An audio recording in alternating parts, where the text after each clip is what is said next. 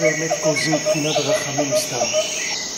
Comme on a dit la semaine dernière, tout ça c'est quand il y a des rachamim stam, c'est-à-dire quand il y a une miséricorde, qui est un niveau de miséricorde qui est le premier niveau de la miséricorde d'Hachem. D'accord ? Il y a une miséricorde qui dépend de la structure, c'est-à-dire qui respecte la structure du monde, et il y a une miséricorde qui n'a plus rien à voir avec la structure du monde, c'est-à-dire c'est une miséricorde qui est sans limite. Cette miséricorde-là, c'est une autre dimension complètement. Dans les rachamim stam, c'est de la miséricorde d'Hachem stam. C'est-à-dire quand on parle de miséricorde au premier niveau, alors il y a un simtsum aussi, c'est-à-dire qu'il y a un niveau aussi de contraction, c'est-à-dire un niveau, il y a une certaine limite, il y a un certain respect de la forme. C'est-à-dire ce monde-là, Kadosh Baruch Hu, il a créé, il a donné, il donne à l'homme, etc., la vie, la parnassa, etc. Alors maintenant, quand on va être miséricordieux avec lui, on va être miséricordieux d'après une certaine forme. On va tenir compte de certains éléments. Ça, c'est le premier niveau de miséricorde. Et donc là, la miséricorde, elle sera d'après le din et le mishpat. C'est-à-dire qu'on va considérer quand même, on va faire un certain jugement sur la personne pour lui donner de la miséricorde. C'est-à-dire on va tenir compte de certains éléments. D'après ces éléments-là, on va avoir de la miséricorde pour lui.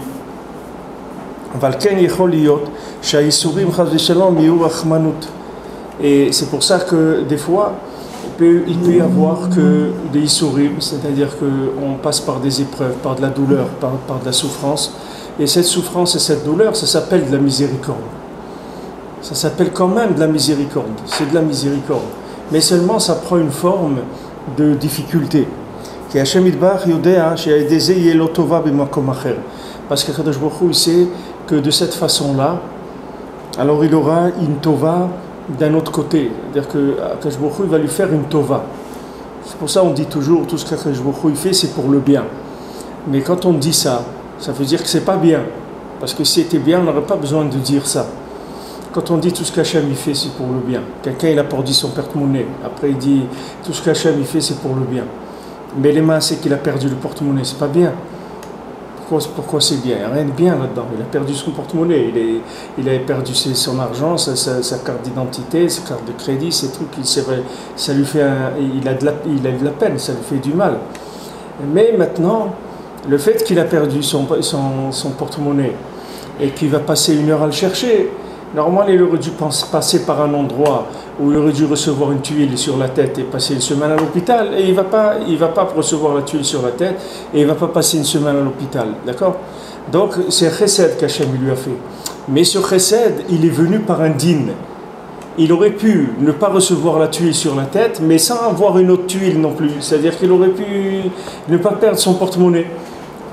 Au contraire, aller manger une glace ou rencontrer un ami qu'il n'a pas vu depuis longtemps, et ils auraient chanté une chanson ensemble, ils auraient dansé ou quelque chose, et le temps serait passé et il aurait pas reçu la tuile sur la tête. Mais là, ça s'habille dans une chose comme ça. Alors le fait que ça s'habille dans une chose comme ça, ça veut dire que la miséricorde, elle est là, parce que le résultat, c'est qu'on l'a sauvé. Mais on l'a sauvé avec une apparence qui a pris un vêtement qui n'est pas agréable, c'est-à-dire qui va faire souffrir la personne. Et ça vient du fait que la miséricorde, elle est de premier niveau. C'est le premier niveau de la miséricorde. C'est-à-dire que Kadosh Baruch Hu, il veut lui faire du bien, et il va lui faire du bien, seulement il y a un respect de certaines formes par rapport à son niveau, et on va respecter certaines normes, et ça va arriver chez lui par un problème, un petit problème qui va éviter un grand problème. Mais nous, ce qu'on veut, c'est qu'il n'y ait pas de problème du tout. On veut que le problème il soit complètement résolu que par le bien. On ne veut pas de petits problèmes, on ne veut pas souffrir, on ne veut rien. On veut que du bien, c'est tout. Alors il existe un niveau de miséricorde comme ça aussi, où il n'y a pas besoin que ça passe par un problème. C'est-à-dire la miséricorde, elle vient directement. La personne, elle arrive à ce qu'elle devait avoir, mais sans avoir besoin de y sourire. Parce qu'elle est au niveau de pouvoir recevoir cette miséricorde-là. sans avoir des conséquences qui soient des néfastes. Comme on l'a dit l'autre fois, que comme les médicaments, qu'on n'a pas besoin que les médicaments ils aient des conséquences qui soient négatives sur le corps dans d'autres organes. Donc on a soigné un organe, mais à cause de ça, on a fait des problèmes, on a demandé un régime ou n'importe quoi. Alors qu'il peut y avoir des médicaments qui ne font que guérir, qui n'ont pas de conséquences qui soient négatives. Qui Hashem Yitbarach Yodea, She'edeze Yelo Tova B'makom Acher. Akadosh Baruch Hu, il sait que avec ce problème qu'il va avoir maintenant, ça va lui faire quelque chose de bien d'un autre côté. Et si maintenant il n'était pas passé par cette souffrance-là, il aurait été impossible de lui faire un bienfait d'un autre côté. C'est-à-dire que si maintenant on n'avait pas fait qu'il avait perdu son porte-monnaie, il n'aurait pas pu éviter de recevoir la tuile sur la tête. Donc Hachem, il a évité du gros problème, mais il a eu un petit problème pour régler le gros. Parce que maintenant la miséricorde d'Hachem, elle est dans sa situation à lui, elle n'est pas obligée de prendre une forme qui soit entièrement dans le bien.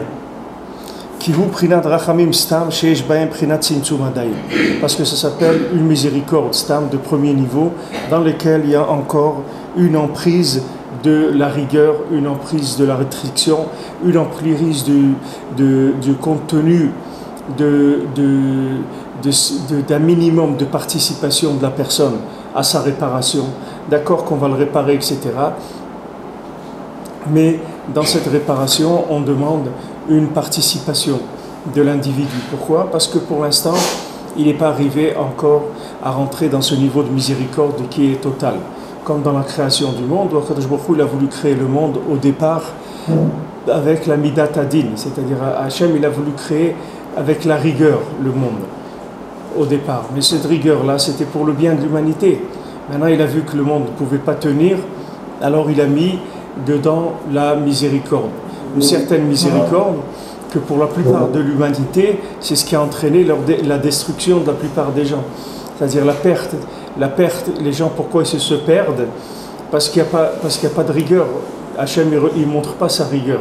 Si Hachem il montrait sa rigueur, ça serait dur, mais les gens, ils ne pourraient pas se perdre. Tandis que le fait que Hachem, il a mis de la miséricorde dans le monde, ça fait que les gens, ils peuvent faire la fête pendant la plupart de leur vie. Et voilà, ils ont raté leur vie, ils ont fait une destruction de leur vie. Tout ça parce qu'ils ont utilisé le côté miséricordieux qu'il y avait dans le monde pour le maintien de l'humanité. Alors que si Hachem, il avait pu maintenir la rigueur, tout le monde serait arrivé au bien directement sans passer par là. Mais le monde ne pouvait pas. Alors le fait qu'il ne pouvait pas, Hachem, il a mis la miséricorde. Mais ça, ce n'est pas une miséricorde qui est valable. C'est une miséricorde technique parce qu'il y a une possibilité de supporter la rigueur. Donc Hachem, il met une miséricorde qui est comme si on met un délai à une personne, on lui dit, bon, écoute, on ne va pas te forcer parce qu'on voit que tu n'es pas capable de tenir, tu vas te casser. Donc, on va te laisser le temps à ton rythme, etc., que tu cherches sans te brusquer, etc. Mais cette attitude-là, elle peut faire qu'on a entraîné la perte de la vie de la personne complètement. C'est-à-dire, toute sa vie, elle a passé à jouer au poker ou n'importe quoi, et c'est tout, elle a perdu sa vie. Alors que s'il y avait un peu de rigueur, elle aurait pu tenir, mais la rigueur, elle ne peut pas la supporter. Donc on lui dit, voilà, alors on va te laisser chercher à ta convenance, à ton rythme, etc. Mais sache que les risques que tu prends, c'est que tu peux tout perdre. C'est à toi de décider. D'un côté, on te propose la rigueur, mais on te garantit un minimum de réussite avec cette rigueur, tout le temps que tu tiendras. Alors tu vas faire que réussir, et le jour où tu ne tiendras plus, eh ben, ça sera terminé. Mais au moins, il y a une période que tu auras attrapé du positif. Ou bien, si tu veux, on te passe sur le circuit de miséricorde, on te laisse chercher à ton rythme, découvrir, etc., profiter du monde, après te rends compte peut-être que ce n'est pas tout à fait ça, etc. Et avec le temps, peut-être que tu vas arriver, mais sache que cette miséricorde-là, elle peut être complètement destructrice à un moment. Alors maintenant, quand on veut, Hachem, il veut faire du bien à quelqu'un, il veut lui faire émettre du bien. C'est-à-dire, il veut que ce bien arrive, mamash, chez lui, en étant quelque chose de valable.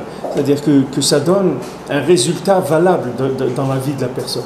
que Mamash allait avancer.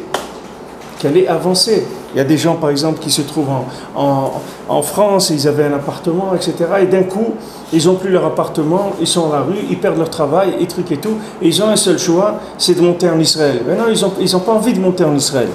Mais ils n'ont plus le choix. Parce que là-bas, ils ont de la famille, ils ont quelqu'un, il a une petite cave à Jérusalem, il est d'accord de leur prêter, etc. Et ils n'ont plus le choix, ils n'ont que ça, alors ils le font. C'est-à-dire c'est venu par de la rigueur. Mais le résultat, c'est qu'il est en Israël. Ça, il a gagné, ça. Mais c'est pas venu, il n'est pas passé par l'autoroute du soleil, il est passé par la tuyauterie souterraine. Vous comprenez? Il aurait pu passer par le côté agréable, mais malheureusement, ça n'a pas été agréable.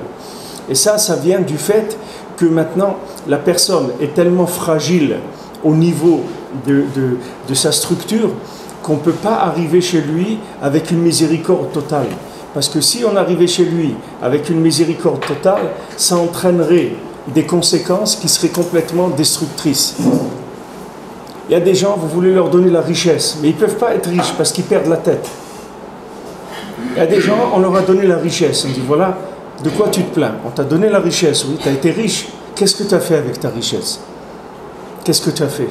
Tu t'es dit, ah, bon Hachem, j'ai la richesse, je vais pouvoir étudier la Torah toute la journée, dans la tranquillité, etc. Non, tu n'as pas fait ça du tout. Tu as commencé à faire le fou, à acheter des trucs qui n'ont aucun sens, à payer, à jeter de l'argent dans des dépenses qui n'avaient pas du tout lieu d'être, etc.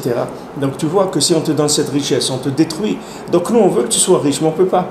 Parce que tu n'es pas capable d'être riche. Alors la même chose, le même principe, Hachem, il veut donner quelque chose à quelqu'un. Il veut que quelqu'un y fasse tchouva. Il veut lui montrer la lumière de la Torah. Mais ce monsieur-là, tant qu'il ne reçoit pas un coup de matraque sur la tête, il ne va pas se rendre compte qu'il y a la Torah et qu'il y a Hachem dans le monde. Parce qu'il ne peut pas. Tant qu'on le laisse avec sa frivolité, il va continuer à faire la bringue. Vous avez des gens de 60-70 ans, vous les voyez avec des queues de cheval, avec des motos, des grosses motos, etc. Avec parce qu'ils ne peuvent pas s'arrêter de faire la bringue. Toute leur vie, ils vont faire la bringue jusqu'à qu'ils arrivent dans la tombe. Ils ne peuvent pas. Alors maintenant, ce monsieur-là, venez lui parler, dites-lui, écoute, tu sais, dans la tombe, il y a des petites choses qui se passent là-bas. Après, dans le Olam Haba, tout ça. Vous direz, écoute, moi je peux pas, moi je suis là, laisse-moi profiter de ma vie, etc. Les problèmes d'après, on les réglera après. Mais maintenant laisse-moi profiter de ma vie. Donc maintenant, cette personne-là, on peut pas, on veut lui donner quelque chose, mais on peut pas. Alors qu'est-ce qu'il fait Hachem? C'est qu'un jour, avec sa moto, il tombe en panne, ou il glisse, ou il truc, etc. Il prend un coup sur la tête, il passe quelques jours à l'hôpital ou n'importe quoi. Et là-bas, il rencontre quelqu'un qui dort dans la même chambre que lui, à côté. Et ce monsieur-là, il parle avec lui. Et quand il parle avec lui, ces paroles, elles rentrent dans son cœur. Pourquoi? Parce qu'il est dans une situation, maintenant on peut lui parler. Avant, on ne pouvait pas lui parler. Mais ça, c'est sa fragilité qui fait qu'on est obligé de lui parler comme ça. On aurait pu lui parler sur sa moto, sur la route, et qu'il soit content, il n'y a pas de problème. On n'a pas besoin de passer par ça. Mais le fait que maintenant, il est fragile, et il est à la limite d'une révolte permanente, c'est-à-dire que si jamais vous touchez chez lui un tout petit peu son confort ou autre, il va se révolter. Alors ça y est, on ne peut pas passer par là. On ne peut pas. On est obligé d'employer une méthode qui va être pour son bien. Mais on est obligé d'employer cette méthode-là. Ça, c'est quand la miséricorde, elle est au premier niveau. C'est comme ça que ça marche. C'est-à-dire pour le bien de la personne. Pas pour autre chose, que pour le bien de la personne. Il n'y a aucune intention, d'Akadosh Baruch Hu, de faire souffrir qui que ce soit. Hachem, il veut que le bien de tout le monde. Maintenant, le fait des fois que ça prend une forme qui est désagréable, il faut savoir que c'est ma fragilité, ma précarité, ma frivolité, la folie que j'ai en moi qui fait qu'on est obligé de passer par des choses comme ça. Mais si maintenant je progresse, j'aurais plus besoin de passer par des choses comme ça. Besoin. Je peux arriver à une miséricorde totale que par le bien. Je n'ai pas besoin de passer par des difficultés. Aucune raison. Il n'y a aucune raison.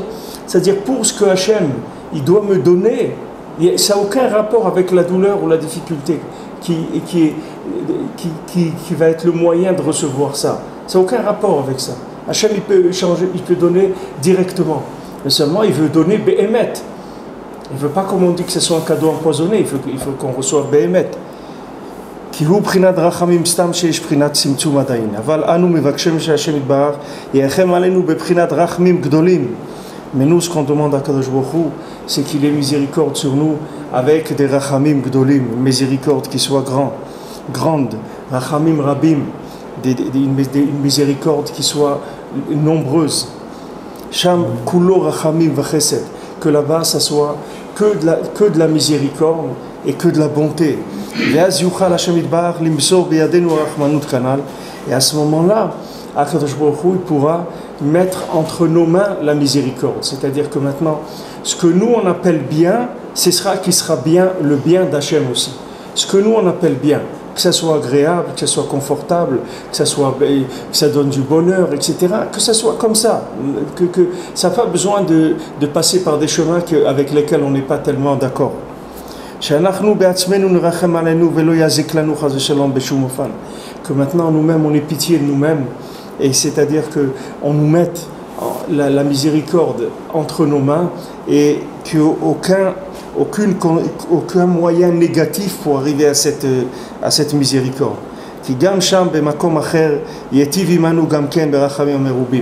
Parce que là-bas aussi, là où j'ai le problème, pour recevoir la miséricorde qui entraîne que cette miséricorde, elle est passée par quelque chose de désagréable, ça aussi, Hachem, il va le faire qu'il n'y aura pas cette conséquence-là. Hachem, il va faire que j'aurai la richesse, mais je ne vais pas perdre la tête. Que j'aurai la richesse, et cette richesse-là, au contraire, comme les tzadikim, elle me donnera beaucoup plus de force dans la Torah et de compréhension d'Hachem, comme mon cher Rabbeinu qui était riche, et Rabbeinu Akadosh qui était riche, et Rabbeinu Tam qui était riche. Tous ces tzadikim qui étaient très riches, ils étaient très riches uniquement pour rentrer dans des chemins de la Torah qui nécessitent la richesse. Il y a des chemins de la Torah qui nécessitent la richesse. Alors il y a beaucoup de gens, quand ils voient ça dans l'écoute morale, ils disent, voilà, même Rabbi Nachman il dit qu'il faut la richesse pour la Torah, etc. Je dis, mais c'est sûr, mais c'est pas pour toi, il ne parle pas de toi. Il parle pour des gens que eux, la richesse pour eux, ça ne veut plus rien dire. C'est comme si tu dis quelqu'un, oui, mais voilà, il mange il mange du manger luxueux là tous les jours. Il fait de la gastronomie, il mange tous les jours. Il dit oui, mais ce que tu sais pas, c'est que lui, il a perdu le goût. C'est-à-dire quand qu'il mange de la gastronomie ou qu'il mange du pain sec, pour lui c'est pareil parce qu'il a perdu complètement le goût. Alors maintenant, ça ne dérange plus qu'il mange de la gastronomie ou autre. Ça c'est pareil, la personne, elle a de l'argent, mais quand elle a de l'argent, ça ne veut pas dire du tout comme pour nous avoir de l'argent. Parce que nous, avoir de l'argent, ça veut dire des moyens de profiter de ce monde. C'est ce que ça veut dire chez nous. Alors tant que l'argent, ça veut dire ça chez nous, Hachem ne peut pas nous donner de l'argent. Parce qu'après, on veut venir chez Hachem, on veut dire, mais c'est toi qui m'as donné cette bracha empoisonnée, là, avec quoi j'ai détruit ma vie. Combien de gens, Hachem Ishmor, ils ont divorcé quand ils ont eu de la richesse? Ils sont devenus riches, ils ont divorcé. Alors il va mieux qu'ils restent pauvres. Qu'est-ce que ça leur a amené? Ça n'a rien amené du tout dans leur vie. Alors après, on vient chez Hachem et dit, regarde, tu m'as donné ça, mais regarde les problèmes que j'ai eus à la conséquence de ça.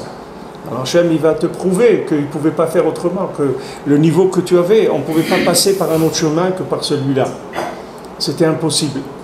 Quand vous voyez des gens, on doit leur faire des fois des prises de sang ou autre, mais on ne peut plus leur faire dans les mains parce qu'ils ont des problèmes dans les veines, dans les bras, alors on le fait dans la jambe ou n'importe quoi. Parce que là-bas, on ne peut plus. Alors il y a des fois où l'état de la personne, il fait qu'on ne peut pas passer par un autre chemin. Mais nous, ce qu'on veut, c'est que même le problème qui fait qu'on doit passer par le chemin des problèmes, ça aussi, ça soit réglé. Que Hachem, il ait de la miséricorde sur ça aussi. Et ça, on peut y arriver. On peut arriver à ce niveau de miséricorde-là. Parce que c'est sûr que d'Hachem, il n'y a pas du tout à s'étonner de quoi que ce soit.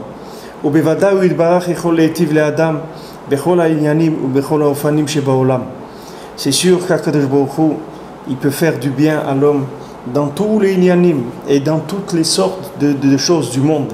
Rak quand la miséricorde elle est encore limitée, que c'est un niveau primaire de miséricorde, des fois la douleur, la souffrance, c'est uniquement pour le bien et ça vient du côté de la miséricorde. quand on dit, voilà, quelqu'un, il a raté son avion, etc. Et Mina Shamaim, l'avion, il s'est écrasé ou n'importe quoi, et voilà, il a été sauvé, etc. Mais Hachem, il aurait pu faire que Bichlal, il ne prend pas l'avion ce jour-là, et qu'il n'a pas besoin de passer, qu'il a raté l'avion, qu'il a déjà fait sa valise, et qu'il a été, et qu'il est revenu, etc. Tout ça, il aurait pu ne pas avoir. Il peut aller directement, ça y est, les choses elles sont réglées. Ça dépend du niveau de la personne. C'est quand il dit ici que le lachon de la Torah qu'il emploie, l'oipale kol davar, c'est-à-dire pour Hachem, il n'y a aucune chose sur laquelle on doit s'étonner, c'est-à-dire Hachem il peut tout. Hachem il peut tout. Comme Rabbi Nachman dit, il y a une sorte d'arbre que sur ces arbres-là, ils poussent des ustensiles. Et dans ces ustensiles-là, il y a les outils avec quoi on fabrique ces ustensiles-là. C'est-à-dire que maintenant, Hachem il peut donner la miséricorde totale. C'est-à-dire que dans la miséricorde elle-même, on va donner aussi à la personne le niveau qu'il faut pour pouvoir recevoir cette miséricorde-là. De manière à ce qu'il n'y ait pas des aspects négatifs dans la miséricorde qu'on veut lui donner. Alors, Yipalé, ça veut dire que maintenant, est-ce que ça va être un pélé, quelque chose d'extraordinaire? Alors ça, Hachem, il a dit à Sarah. Parce que quand Sarah, Hachem, il a dit, vous allez avoir un enfant, voilà, l'année prochaine, vous allez avoir Yitzhak, etc. Alors, Sarah, elle a rigolé, elle a dit, mais nous on n'a pas besoin de nous, dans le niveau où on est, on n'a pas du tout besoin d'avoir des enfants dans un corps physique. Nous, on est en train d'enfanter des milliers d'âmes avec le service d'Hachem. Et maintenant, ces âmes, elles rentrent dans des corps. Et quelle importance ça a? L'âme, elle rentre dans le corps de quelqu'un d'autre. Mais quand l'âme, elle rentre dans le corps de quelqu'un d'autre, elle le transforme complètement. Donc cette personne-là, Béhémet, elle est considérée comme notre enfant, puisque c'est nous qui l'avons fait. C'est écrit dans la Torah, Rabbi Nachman des rapports dans Sefer Hamidot, que quelqu'un qui fait faire tchouva à quelqu'un, cette personne-là, elle est considérée comme son fils, mamash, même son corps, pas que l'âme. Même le corps, il est considéré comme son fils. Pourquoi? Parce qu'avant, c'était pas un corps, c'était un morceau de viande qui se promenait dans le monde. On pouvait pas. Qu'est-ce que c'était? C'est un morceau de viande qui est né et qui allait terminer dans une tombe. Qu'est-ce qu'il a fait dans sa vie? Il va dire, j'ai joué aux cartes, j'ai joué au tiercé, j'ai gagné 3 fois le tiercé dans l'ordre. Alors non, alors qu'est-ce qu'on fasse avec ça? Alors rien fait, c'était un morceau de viande qui circulait dans le monde. Maintenant, il y a quelqu'un qui est venu, qui a mis une âme dedans. Alors maintenant, est-ce que c'est considéré comme qui lui appartient ou pas? Il dit oui, c'est comme si c'est lui qui l'a enfanté. Si vous avez une carrosserie, vous n'avez pas de moteur, est-ce que ça s'appelle une voiture? Est-ce que maintenant quelqu'un d'après la Torah, il va à la casse et il vole une carrosserie et il met un moteur dedans. Et maintenant il roule. Alors maintenant à un moment le propriétaire de la carrosserie il le voit. Alors il va au tribunal et il dit il m'a volé ma voiture. Alors il dit mais c'est pas la voiture que j'ai volée, moi j'ai volé une carrosserie. Alors l'autre il dit oui mais regardez, il en a fait une voiture, c'est lui qui en a fait une voiture. Donc maintenant qu'est-ce qu'on va te payer? On va te payer le poids de la ferraille. Combien ça pèse la ferraille? 200, voilà, tiens, prends 200, c'est tout. Mais tu ne vas pas venir demander une voiture. C'était pas une voiture, c'est une carrosserie que tu avais. Ça, c'est pareil. Maintenant, quelqu'un, il fait le bilan de sa vie. Qu'est-ce qu'il a fait dans sa vie? Ok, j'ai appris, j'étais à l'université, j'ai fait, ok, d'accord. Alors, après tout ça, qu'est-ce que tu as fait? Ben, j'ai rien fait de ma vie. Ok, alors d'accord. Donc, c'est zéro. Donc, ça veut dire que tu n'existes pas, Birlan. Ta vie, c'est rien. Tu étais un morceau de viande qui circulait dans le monde. Donc, maintenant, quelqu'un est venu, il a mis une âme en toi. Donc, c'est lui ton père. Donc ce qu'elle est venue dire Sarah à Hachem, il dit qu'est-ce que tu nous embarques dans avoir un fils matériel, etc. On n'a pas besoin de ça, nous. On n'a pas besoin. Nous, on enfante des âmes par milliers. On rapproche des gens de la Torah par milliers. On a des milliers d'enfants déjà. Qu'est-ce que tu nous fais ça? Non, Hachem lui dit non. Moi, je vais faire en sorte que vous allez voir ainsi un fils, comme on dit, en chair et en os. C'est-à-dire que même le corps, c'est vous qui allez le concevoir. Parce que je veux comme ça. Hachem, il a dit, est-ce que maintenant il y a quelque chose que tu peux t'étonner d'Hachem? Tu peux rien t'étonner.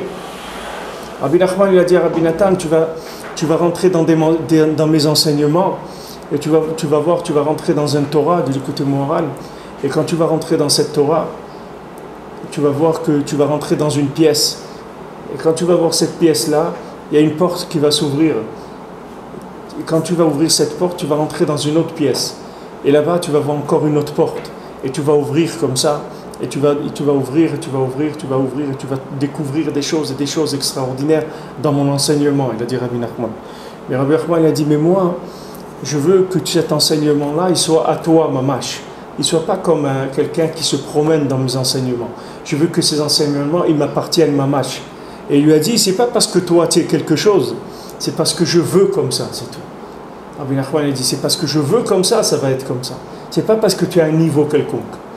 Alors ça veut dire qu'il faut arriver à décrocher que Hachem, il veuille nous donner à nous la miséricorde. Qu'Hachem, il veuille nous donner toute la Torah, qu'il veut nous donner toute la richesse du monde, qu'il veut nous donner toutes les bonnes midotes du monde, tout ce qu'il y a de meilleur dans le monde. Qu'on décroche chez Hachem ce vouloir-là de nous donner sa miséricorde totale. Dire voilà, ok, c'est vrai que normalement le niveau que j'ai, la miséricorde, elle devrait passer par des difficultés. Mais moi je te demande, donne-moi cadeau. Matanat Rinam. Vaetranan, Matranat Rinam. Voilà, moi je demande à Hachem, je le supplie. C'est vrai que d'après ton jugement, je ne dois pas en tant que Moshe Rabbeinu rentrer en Eretz Israël. C'est vrai que au lieu de parler avec le rocher, j'ai frappé le rocher. Donc ça entraîne que je ne peux pas rentrer en Eretz Israël. Mais moi je te demande maintenant de faire cadeau ça. Alors Hachem il dit, ça y est, arrête de demander ça. Mais de quel côté il a demandé arrête? Du côté des rachamim, c'est-à-dire que maintenant, des premiers rachamim stam. Des premiers rachamim stam. Alors Moshe Rabbeinu il a fait 515 tfilotes, alors il lui a dit arrête, ça y est. Arrête de demander sur cette chose-là, parce que c'est quelque chose qu'on a déjà traité, on en a parlé, c'est réglé. Maintenant, c'est écrit que s'il avait rajouté une prière, il serait rentré en Eretz Israël. Allez, mais c'est quoi alors ce truc-là? Mais c'est Hachem lui-même qui m'a dit d'arrêter. Oui, il t'a dit d'arrêter, d'après la miséricorde, la première. Mais après, tu passes la seconde, tu passes en deuxième vitesse. C'est-à-dire en première, tu ne peux pas monter plus que 20 à l'heure. Mais quand tu passes la seconde, tu peux passer à 60. Tu peux monter à autre chose déjà. Tu vas passer à autre chose. L'homme, c'est la même chose. L'homme, il est comme Moshe Rabbeinu, d'après les faits comme ils sont, il ne peut pas rentrer en Eretz Israël. Pourquoi? Parce que ce n'est pas le moment de la Géoula. Ce n'est pas le moment que Moshe Mashiach. Ce n'était pas le moment que Moshe Rabbeinu soit Mashiach. Parce que ça, le Ham Israël, il sortait d'Égypte. Il était encore aux 3/4 égyptien. Ce n'était pas encore le moment de rentrer en Eretz Israël. Ils ont dû passer par la faute des Meraglim et par le lien de 40 ans dans le désert. Et c'est uniquement leurs enfants qui sont rentrés en Eretz Israël. Mais tout ça, ça peut se régler si on passe en seconde, dans la deuxième miséricorde. Parce que la deuxième miséricorde, elle arrange même ça, même l'incapacité de la personne à recevoir la miséricorde. La deuxième miséricorde, ça s'arrange aussi. Vous comprenez de quoi on parle? C'est des choses que ça existe dans l'âme, quelqu'un qui parle de ça. Vous avez entendu dans votre vie déjà quelqu'un qui parlait de ça. Ça n'existe pas. Il n'y a personne dans le monde qui a parlé de ça. Ça n'existe pas. Ce concept-là, il n'existe pas dans le monde. Personne qui a compris ça dans la Torah. Ça pose problème. C'est la complète à l'époque nous, on s'appelle. Que mon cher Rabbeinu, quoi? Si Moshe Rabbeinu est rentré en Eretz Israël et amené la Géoula tout de suite, ben c'est bien. Ça s'arrête là. Ben c'est bien. Qu'est-ce qu'il y a de pas bien? Il manque 3 ministères du monde. Ça aussi, ça peut s'arranger. Tout peut s'arranger. Tout peut se réparer. Tout, Hachem, il peut faire que tout, ça soit bien. Qu'il n'y ait aucune conséquence néfaste du bien. Que le bien, il n'y ait aucun trouble dedans. Que ce soit que du bien. Mon cher Rabbeinu pouvait rentrer en Eretz Israël. Et vous voyez que tout, ça dépendait rien de la prière, c'est tout. Encore une prière. Pourtant, il a fait 515. Vaetranan. Gematria Vaetranan. Encore ajoute une. Et ça y est. Tu passes à un autre niveau complètement. Ce n'est pas une prière de plus dans la même situation dans laquelle tu étais. C'est qu'avec une prière de plus, tu as changé l'approche de la chose. C'est fini, on ne parle plus de la même chose. On est passé dans autre chose, dans un autre monde, dans un autre rapport avec Hachem, dans un rapport sur les midot d'Hachem qui sont complètement différentes. jusqu'à Vaetranan, il y avait un rapport entre Hachem et Moshe Rabbeinu, que voilà, d'avoir frappé le rocher, c'était une erreur. Cette erreur-là, elle est venue du fait que le peuple n'était pas prêt à rentrer en Eretz Israël parce qu'ils étaient encore complètement imbibés d'Égypte, d'accord, de philosophie égyptienne, d'apicorsot égyptienne, etc. La miséricorde, elle a fait qu'eux, ils n'ont pas pu rentrer en Eretz Israël, leurs enfants, ils sont rentrés en Eretz Israël. Et c'est de la miséricorde. Qu'est-ce qu'Hachem il a fait de mal? Il n'a rien fait de mal. Il leur a donné que leur descendance était en Eretz Israël, d'accord? Mais maintenant, Hachem, il aurait pu faire que eux ils rentrent en Eretz Israël. Que Moshe Rabbeinu, il rentre en Eretz Israël. Que le Beth Amikdash, il descende directement du ciel. Que ça soit pas, qu'on n'ait pas besoin de passer par 2 Beth Amikdash détruits. Qu'on ait directement le 3e, ça aurait été le premier. Il n'y aurait pas eu des tentatives de Beth Amikdash. Ça y est, le premier et le 3e, ça aurait été la même chose. C'est-à-dire le premier, il aurait été définitif. Ça dépend uniquement de la révélation de la miséricorde. C'est-à-dire, plus maintenant je crois dans la miséricorde, et plus je vais m'adresser à la miséricorde d'Hachem, et plus je vais être sûr que Hachem il est miséricordieux, et plus je vais passer à un niveau dans lequel je n'ai pas besoin de douleur du tout pour recevoir le bien. Que ce bien-là, je peux l'avoir de façon parfaite. Alors ça, des enseignements comme ça n'a jamais existé dans le monde. Il n'y a jamais personne qui a enseigné ça, ça n'a jamais existé. Parce que ça même, de parler de ça, c'est déjà quelque chose qui est une miséricorde totale d'Hachem. Rien que de savoir que ça existe. Même si quelqu'un maintenant, il va essayer un petit peu, etc. Même si quelqu'un il n'arrive pas à mettre en pratique ça de façon parfaite afin de recevoir cette miséricorde-là, uniquement de savoir que ça existe, ça c'est déjà une miséricorde extraordinaire. De savoir que ça existe, ça. De savoir que toutes les difficultés que j'ai dans ma vie, elles proviennent du fait que je fonctionne sur la première miséricorde. Et que si j'arrivais à fonctionner sur la seconde, je recevrais tout cadeau. Il y a une seconde miséricorde dans laquelle tout s'ouvre. Il n'y a plus besoin de passer par du tout aucune difficulté, aucune apparence de sombre, de quelque chose de sombre ou autre. Tout est clair, tout est beau, tout est extraordinaire. Et les gens, qui est-ce qui croient? Comme Rabbi Nachman dit c'est vrai, mais qui est-ce qui peut y croire? Qui est-ce qui va croire à ça? C'est ça uniquement le problème. Qui est-ce qui va croire dans ça? C'est les gens qui croyaient dans ça. Alors tout le monde se mettrait à prier. Ils comprendrait que ça y est, on va tout obtenir par la prière. C'est fini, on a compris. Ce que Hachem il veut, c'est de la prière. Donc on va passer nos journées à prière, à faire des prières. Et au lieu d'ouvrir des établissements d'enseignement, on va ouvrir des établissements de prière. On va dire voilà, ici c'est un endroit où on prie 12 heures par jour, 14 heures par jour. Ici on fait 3 fois le Teilim, ici on fait 2 fois le Teilim, ici on fait moitié de la journée Teilim, moitié l'écouter de Filote, le tiers est de Bodédoute, le tiers ça. On va passer dans autre chose. C'est un autre monde. Et s'il y avait ça dans le monde, ça y est, le problème de l'humanité s'est réglé. Parce qu'on n'a plus besoin d'être prêt. Parce que tout le niam d'être prêt, c'est pouvoir mériter la chose. D'accord? Pour que quelqu'un il soit prêt, il faut qu'il mérite la chose. Mais si maintenant le fait qu'il soit prêt, ça aussi on lui donne par la prière. Donc ça y est, il a eu la chose. Quand je vous ai dit ce matin, Adam Arishon, comment il a pris ce qu'il savait? Il a appris de personne, puisqu'il n'y avait personne dans le monde, il n'y avait que lui. Donc comment il savait parler, Adam Arishon? Qu'est-ce qu'il avait dans le cerveau? D'où il l'avait? Il n'a jamais parlé avec personne, il n'y avait pas d'école, il n'y avait pas d'yeshivot, il n'y avait pas de rabbanim, mais rien du tout. Il était tout seul dans le monde, il est le premier. D'où il a appris? Il a appris des mondes des neshamot. Akadosh Baruch Hu, il lui a donné par les mondes des âmes. Le Rav d'Adam Arishon, c'était comme le Rav du Baal Shem Tov. Il s'appelle Achia Shiloni. Maintenant, Achia Shiloni, il est venu combien de temps après dans le monde? Très longtemps après dans le monde. Achia Shiloni, il est venu à l'époque de David HaMelech. Mais l'âme de Achia Shiloni, elle a enseigné à Adam Arishon, elle a enseigné au Baal Shem Tov. Le Rav du Baal Shem Tov, c'était Achia Shiloni.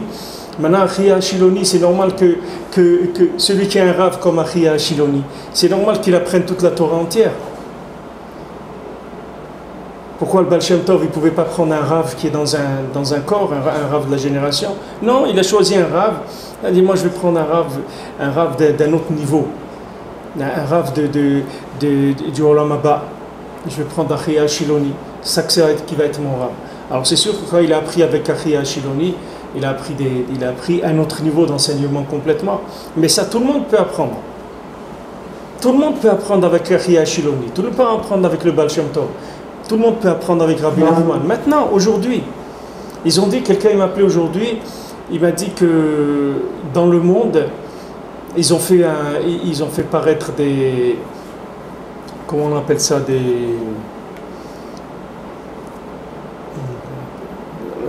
comme des sondages, des analyses pour voir dans le monde. Ils ont vu quels sont les gens les plus influents de la génération aujourd'hui. Quels sont les gens qui influencent le plus le monde aujourd'hui? Ben, la quatrième personne, c'est Rabbi Nachman de Breslev. Voilà, il n'est pas là. Où il est? Ça veut dire qu'il est en quatrième position d'influence du monde. Et pourtant, il n'est pas là. Dans un corps, il n'est pas là. Mais ça veut dire que vous aviez des milliers de gens qui étudient avec Rabbi Nachman de Breslev et ils ne le voient pas. Et pourtant, ils étudient avec lui. C'est-à-dire qu'ils ont dépassé la structure de ce qu'il leur est proposé. Alors on dit, quelqu'un il cherche, on lui dit, mais qu'est-ce que tu cherches? Voilà, il y a ça, il y a ça, il y a ça. Et il dit, non, moi je veux autre chose. Il dit, comment tu veux autre chose? Mais voilà, c'est tout ce qu'il y a. Il y a cette école-là, celle-là, celle-là et celle-là. Voilà, on choisit. Et il dit, moi je choisis une autre. Il dit, mais quelle autre? Il n'y en a pas. Il dit, oui, il y en a. Il dit, je te dis qu'il n'y en a pas. Il dit, mais moi je te dis qu'il y en a. Voilà, c'est ça le premier conte de Sipurim Maasiyot. Il dit, mais elle n'existe pas, cette princesse. Il dit, moi je te dis qu'elle existe. Il me dit, regarde, j'ai cherché dans le monde entier. Regarde, tous les oiseaux du monde, je les ai envoyés. Tous les animaux du monde, je les ai envoyés chercher. Voilà les oiseaux, ils survolent le monde entier. Ils me disent que ce château-là que tu cherches, il n'existe pas. C'est un château en Espagne que tu cherches. Il n'existe pas, ce château-là. Je dis qu'il n'existe pas. Même en Espagne, il n'existe pas. Ce château-là que tu cherches en pierre précieuse, il n'existe pas. Et lui dit non, c'est pas vrai, ça existe. Et alors, il y a, c'est un dialogue comme ça. Il n'y a pas de dialogue. C'est-à-dire c'est un dialogue de sourds. Il n'y a pas de dialogue parce qu'eux ils disent ça n'existe pas et ils ont l'expérience. Ils sont là et ils t'amènent des preuves.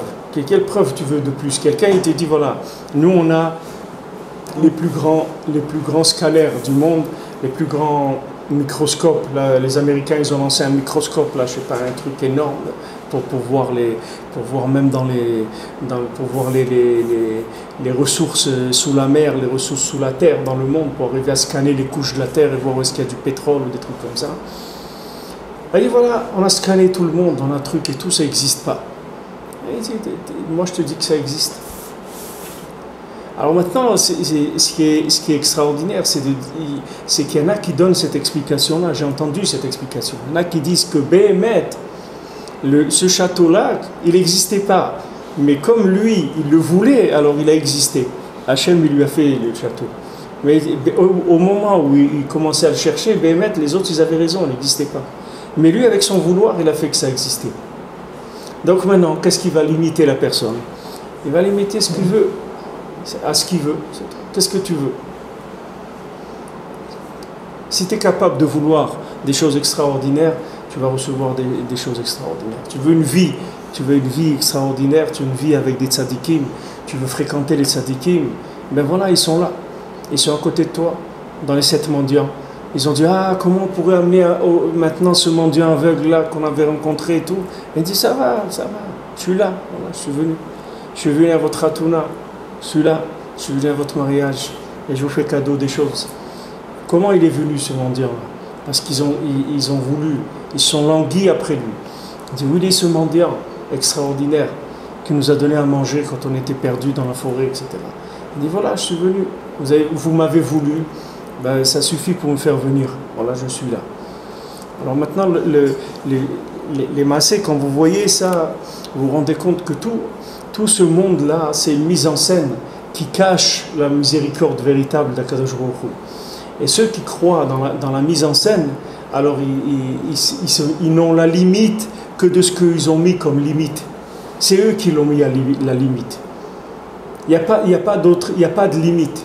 Le Baal Shem Tov, il dit, il dit quelqu'un il vient dans Avodat Hashem, il voit un mur. Il voit un mur en béton. Il le voit et il dit comment je vais faire pour percer ce mur en béton. Il faut que j'aille trouver des outils très, très puissants, etc.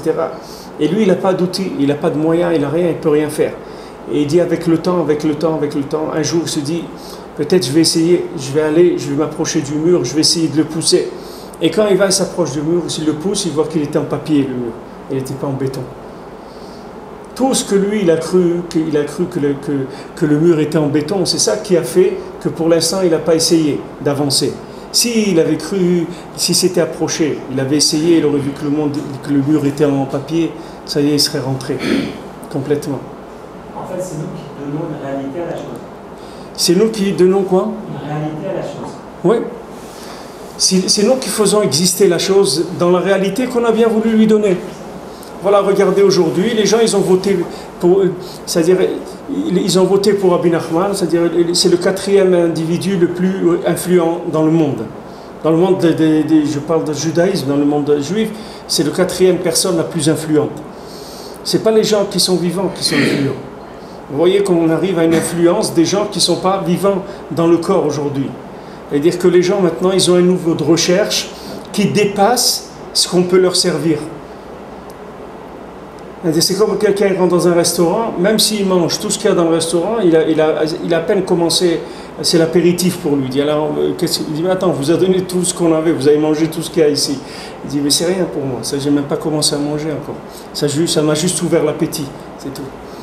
Il dit, ah, quand même, vous exagérez là. Il dit, non, je n'exagère pas du tout. Je veux plus. Il dit, comment tu veux plus? Voilà, c'est tout ce qu'il y a. Qu'est-ce que tu veux? Voilà ce qu'il y a dans le monde. Il dit, non, moi je veux autre chose. Moi je cherche autre chose. Il dit, mais ça n'existe pas. Il dit, moi je te dis que ça existe. Ça existe. Il y a plus, il y a mieux. Et il faut y croire. Et si vous n'arrivez pas à y croire, alors il faut l'imaginer. Il faut l'imaginer. Hachem, il le crée. Si vous l'imaginez, Hachem, il vous le crée. Il n'y a pas de problème. Parce qu'il y a une miséricorde d'Hachem totale. C'est là où il faut rentrer. Il faut rentrer dans cette chose-là. Une fois qu'on est rentré dans cette chose-là, tout est possible. Tout est possible. Comme il dit toujours notre ami Yaakov, qu'il avait demandé à Rav Israël, il habitait à Paris, je veux monter en Israël, comment je vais faire? Il a dit, tu prends l'avion, c'est tout. Ça y est. Alors il a fait sa valise, il a pris l'avion, il est venu. C'est vrai, au début il travaillait, quand vous le voyez, il était plein de copeaux de bois, il travaillait dans une menuiserie et tout, gagnait une misère et trucs pendant quelques mois, etc. Et après Hachem il lui a donné, il lui a dit, attends, mais moi j'ai toujours été un commercial dans ma vie, j'ai toujours vendu des trucs, etc. Alors il a pris son salaire et du mois, il a été acheter un costume, il a commencé à faire son métier, voilà, il a commencé à gagner sa vie, après il a acheté sa maison, des trucs. Et bon, Hachem, il vit bien, il étudie la Torah, etc. Mais si quelqu'un lui avait montré cette image-là quand il était en France, c'est sûr qu'il aurait couru. Quand on dit que quelqu'un il vit sa mitziout parce qu'il vit des épreuves terribles, il est dans la mitziout, c'est-à-dire qu'en fait, il est arrivé à un stade de sa vie où Hachem il lui rendre sa propre réalité, et ça veut dire qu'il est encore loin de ce qu'il pensait être arrivé.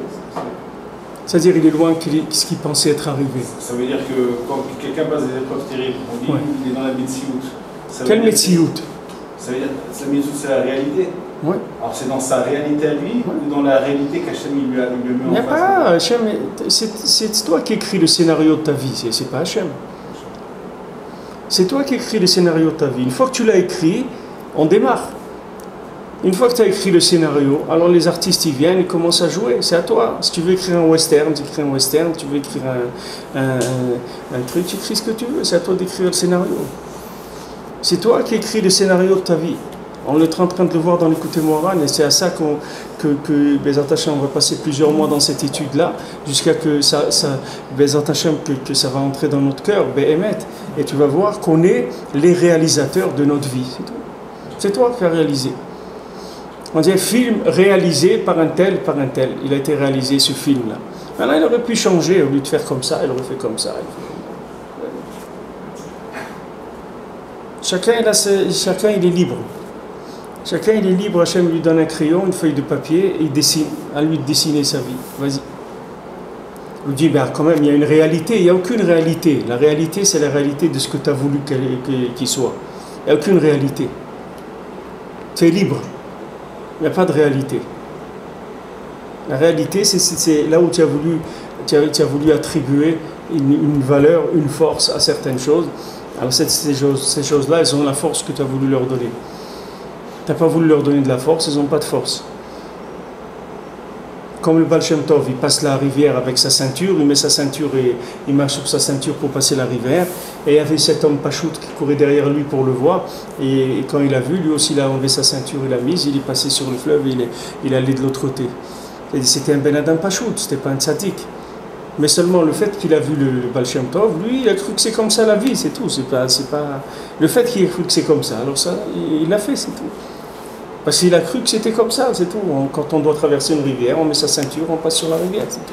Pour lui, la vie, c'était comme ça. Ah, maintenant, quelqu'un, il va mettre sa ceinture, il va essayer de ça et il va se noyer. Eh ben, c'est parce qu'il y croyait pas. Il a fait semblant qu'il y croyait, mais il ne croyait pas. Béhémet, il n'y croyait pas. Donc ici, tant que la personne, elle croit dans la structure et l'infrastructure du monde, alors on va lui donner une miséricorde qui va tenir compte des kélim qu'il a, c'est-à-dire comment il a fait ses kélim, comment il a des récipients. Maintenant, s'il veut passer à une vitesse supérieure, à la deuxième miséricorde, là on ne tient plus compte de lui du tout. Ce qu'il demande, on lui donne. Et on lui donne qu'avec du bien. Il n'y a aucune difficulté. Tout vient gratuitement.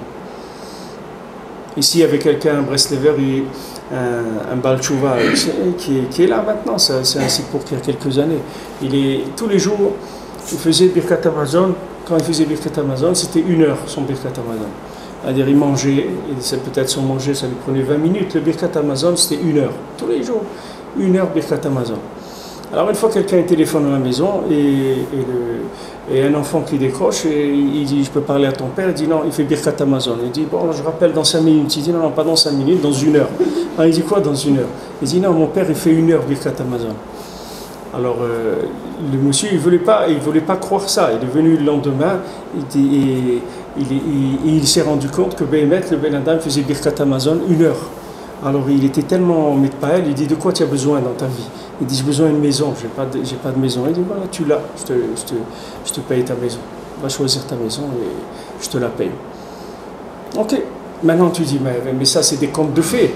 Il dit, non, c'est pas des contes de fées, voilà, ce monsieur, tu peux parler avec lui. Il dit, mais tu sais combien ça coûte une maison, combien il faut travailler? Mais c'est parce que toi, tu as cru que c'est comme ça que ça s'obtient. Alors c'est comme ça que tu l'as obtenu. Mais il y a d'autres façons d'obtenir les choses. Il n'y a pas que cette façon-là. Ça, c'est la façon qui est proposée par le monde, parce qu'il y a un but, on veut exploiter les gens, etc. Il y a un but, mais il y a d'autres choses, il y a d'autres façons d'obtenir les choses. Il y a d'autres circuits, il n'y a pas que circuit-là. Il y a des circuits parallèles par rapport à ce qu'on voit. Il y en a d'autres, mais il faut y croire, c'est tout. Si quelqu'un il y croit, il peut recevoir en même temps la bonne chose et dans la miséricorde totale. C'est-à-dire qu'il n'aura aucune difficulté. Hachem, il va lui faire cadeau entièrement ce qu'il a besoin. Seulement, il faut y croire. C'est valable que pour les événements ou aussi pour les gens, par exemple, je sais pas moi, on imagine que demain son patron il va être sympathique, Ouais. C'est valable on peut être machpil surtout. Bien sûr. Ça, tu sais, je vous l'ai dit déjà, c'est marqué. Ça, c'était marqué pour Elisha. C'est la question que vous avez compris la question qu'il demande. Ici maintenant l'individu il est pas. Je l'ai dit au cours hier, aujourd'hui ou hier. Je dis quelqu'un sa femme, il a une femme, elle est méchante. Elle dit ok, toi sois méchante, moi tu vas voir, tu vas devenir gentil. Il dit ah, ben, on va voir. Okay, tu vas voir. Ça va prendre 20 ans, 30 ans, 40 ans, mais à la fin tu vas devenir gentil. Pourquoi? Parce que je le veux, c'est tout. Suffit. Avec mon vouloir, je vais te changer. Maintenant, c'est écrit pour Elisha. Elisha, il est arrivé dans un endroit où il y avait des enfants, que ces enfants-là, ils faisaient leur parnassa en empoisonnant l'eau du puits du village. Comme ça, ils allaient chercher, eux, ces enfants, de l'eau dans l'autre village, et ils vendaient l'eau. Ils vendaient l'eau dans leur village, puisque les gens, ils n'y pouvaient pas, ils avaient empoisonné l'eau du puits. Alors, il est venu Elisha, il a purifié le puits. Et ces enfants-là, ils sont venus et ils ont commencé à courir derrière lui, à l'insulter, etc. Et ils lui ont dit tu es un saccageur de Parnassa, tu nous as enlevé notre Parnassa, etc. Alors c'est écrit que lui, il les a regardés, ils sont tous morts, il les a tués à tous. Alors maintenant, il a été puni pour ça. Alors on dit pourquoi il a été puni, Elisha? Il dit parce qu'il a vu qu'il n'y avait rien de bien dans ses enfants. Il n'a rien sortir de bien de ses enfants. Il dit mais ça ne suffit pas. Tu devais toi rentrer du bien en eux. C'est vrai, quand tu les as vus, c'était pas bien. Mais toi, tu devais rentrer du bien en eux. Comment? En croyant qu'ils sont bien. On dit un juif, quand tu vois un juif, tu n'as pas le droit d'imaginer qu'il n'est pas bien. C'est assourd. Quelqu'un, il vient par exemple à un mariage. On veut le prendre comme témoin au mariage. On ne le connaît pas, on ne sait pas qui c'est. Il est juif. Ben, il est cheskat kashrut, que c'est un témoin qui est kasher. Tout juif, il est kasher. Il faut prouver le contraire. Mais les khatrila, un juif, il est kasher, un juif, il est bien. Il n'a rien de pas bien. Ah, maintenant, tu as vu quelqu'un qui n'est pas bien, ben, toi, tu n'as pas envie d'y croire, c'est tout. Toi, tu ne veux pas croire qu'il n'est pas bien. Et ça va très très loin. C'est des choses qui, ces principes-là, il va très très loin dans la halakha. C'est des choses que je ne peux pas parler en public, mais ça va très très loin. C'est-à-dire c'est des conséquences inimaginables dans la halakha, ce union-là. Que la halakha, elle va trancher d'après ce que tu crois. Et si tu ne crois pas, la chose, elle n'existe pas. Quelqu'un dit, ouais, mais j'ai vu et tout. Non, je n'ai rien vu du tout. Moi, j'y crois pas, ça n'existe pas. Du moment où la personne n'y croit pas, ça n'existe pas. Et du moment où la personne y croit, alors la chose, elle commence à exister. Si maintenant, il y a quelqu'un qui a un patron qui n'est pas sympathique, eh bien, tu vas le rendre sympathique, c'est tout. En croyant qu'il est sympathique, en disant, non, c'est pas possible. Ça, c'est parce que là, il est énervé, il a des problèmes ou n'importe quoi, mais c'est quelqu'un de très bien, sûr qu'il est capable d'être bien, d'être gentil, etc. Pas de problème. Et tu y crois vraiment, tu vas voir que la personne va devenir comme ça. L'homme, il a la force d'imaginer le monde. Hachem, il a donné un monde imaginaire. Les gens, ils l'ont imaginé, le monde. Tu vois bien que tu prends des gens au Moyen-Âge, tu crois que les gens au Moyen-Âge, ils étaient plus malheureux que les gens d'aujourd'hui. Les gens, peut-être, ils étaient plus heureux. Quels moyens ils avaient? Ils avaient des moyens qui étaient nuls par rapport aux moyens qu'on a aujourd'hui. Tu crois que ces moyens, ils ont rendu le monde heureux, etc. Mais le monde, les gens, ils ont voulu imaginer le monde comme ça. Ils l'ont imaginé comme ça. Il y a eu la révolution industrielle, il y a eu la révolution de 1789, il y a eu beaucoup de choses dans le monde où les gens, ils ont changé, ils ont voulu changer l'état des choses. Ils n'ont plus voulu de royauté, ils ont voulu la république. Ok, fais ce que tu veux, vas-y, imagine, continue. Continue à imaginer comme tu veux. Et voilà, après tu as le résultat de ce que tu as imaginé. Tu aurais voulu imaginer différemment, ça aurait été différent, complètement différent. Donc il n'y a personne qui doit être amer dans sa vie parce qu'il n'a la vie que de ce qu'il a imaginé lui, la personne qu'il a imaginé pour lui. C'est lui qui a voulu avoir cette vie-là. Donc il a en vouloir à personne. Sa vie, c'est le résultat de ce que lui, il a voulu avoir, c'est ça. Il dit, ah non, mais moi je voulais ça, etc. Tu crois que tu voulais ça? Tu ne voulais pas. Tu avais voulu, ça aurait été comme ça. Tu as la vie de ce que tu as voulu. Chacun c'est écrit dans la halakha qu'on peut se fiancer pendant les 9 jours de Tisha B'Av. Pourquoi? Parce que de peur que quelqu'un il vienne et lui prend son zivoug. Il dit, mais attends, c'est écrit que Hachem il est mes avec zivougim. Hachem il fait bat ploni les ploni. Il dit que la fille d'un tel va se marier avec un tel. Hachem c'est lui qui fait les mariages. Il dit oui, mais il peut le devancer avec quoi? Avec la prière. C'est-à-dire avec la prière, quelqu'un il peut prendre une femme que c'est pas sa femme, comme il est lui aujourd'hui. C'est une femme d'un niveau beaucoup plus grand que ce qu'il est lui. Et il l'a décroché avec la prière. Et cette femme, elle était prévue pour quelqu'un qui était du niveau de cette femme, mais celui qui avait le niveau de cette femme, lui il était normal, il ne priait pas, il n'imaginait pas beaucoup de choses, il n'a pas prié beaucoup. Donc il y a quelqu'un d'autre qui lui a pris sa femme, qui était prévue pour lui. Alors maintenant, qu'est-ce qu'il va faire lui? Lui maintenant, il n'a pas de femme. Non, lui aussi, il va prendre la femme de quelqu'un d'autre s'il prie. Et s'il ne prie pas, il aura une femme d'un niveau beaucoup plus bas que ce qu'il aurait dû avoir normalement avant. Parce que quelqu'un, avec la prière, il est passé dans le 2e niveau de miséricorde.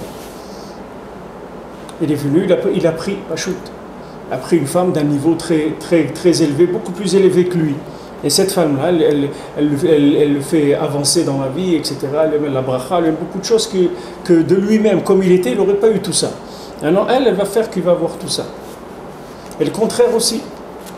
Si quelqu'un il a la tête dans des bêtises et des trucs, alors il va avoir un niveau comme ça de quelqu'un qui le maintient dans le caniveau. Ça aussi, c'est selon le vouloir de la personne.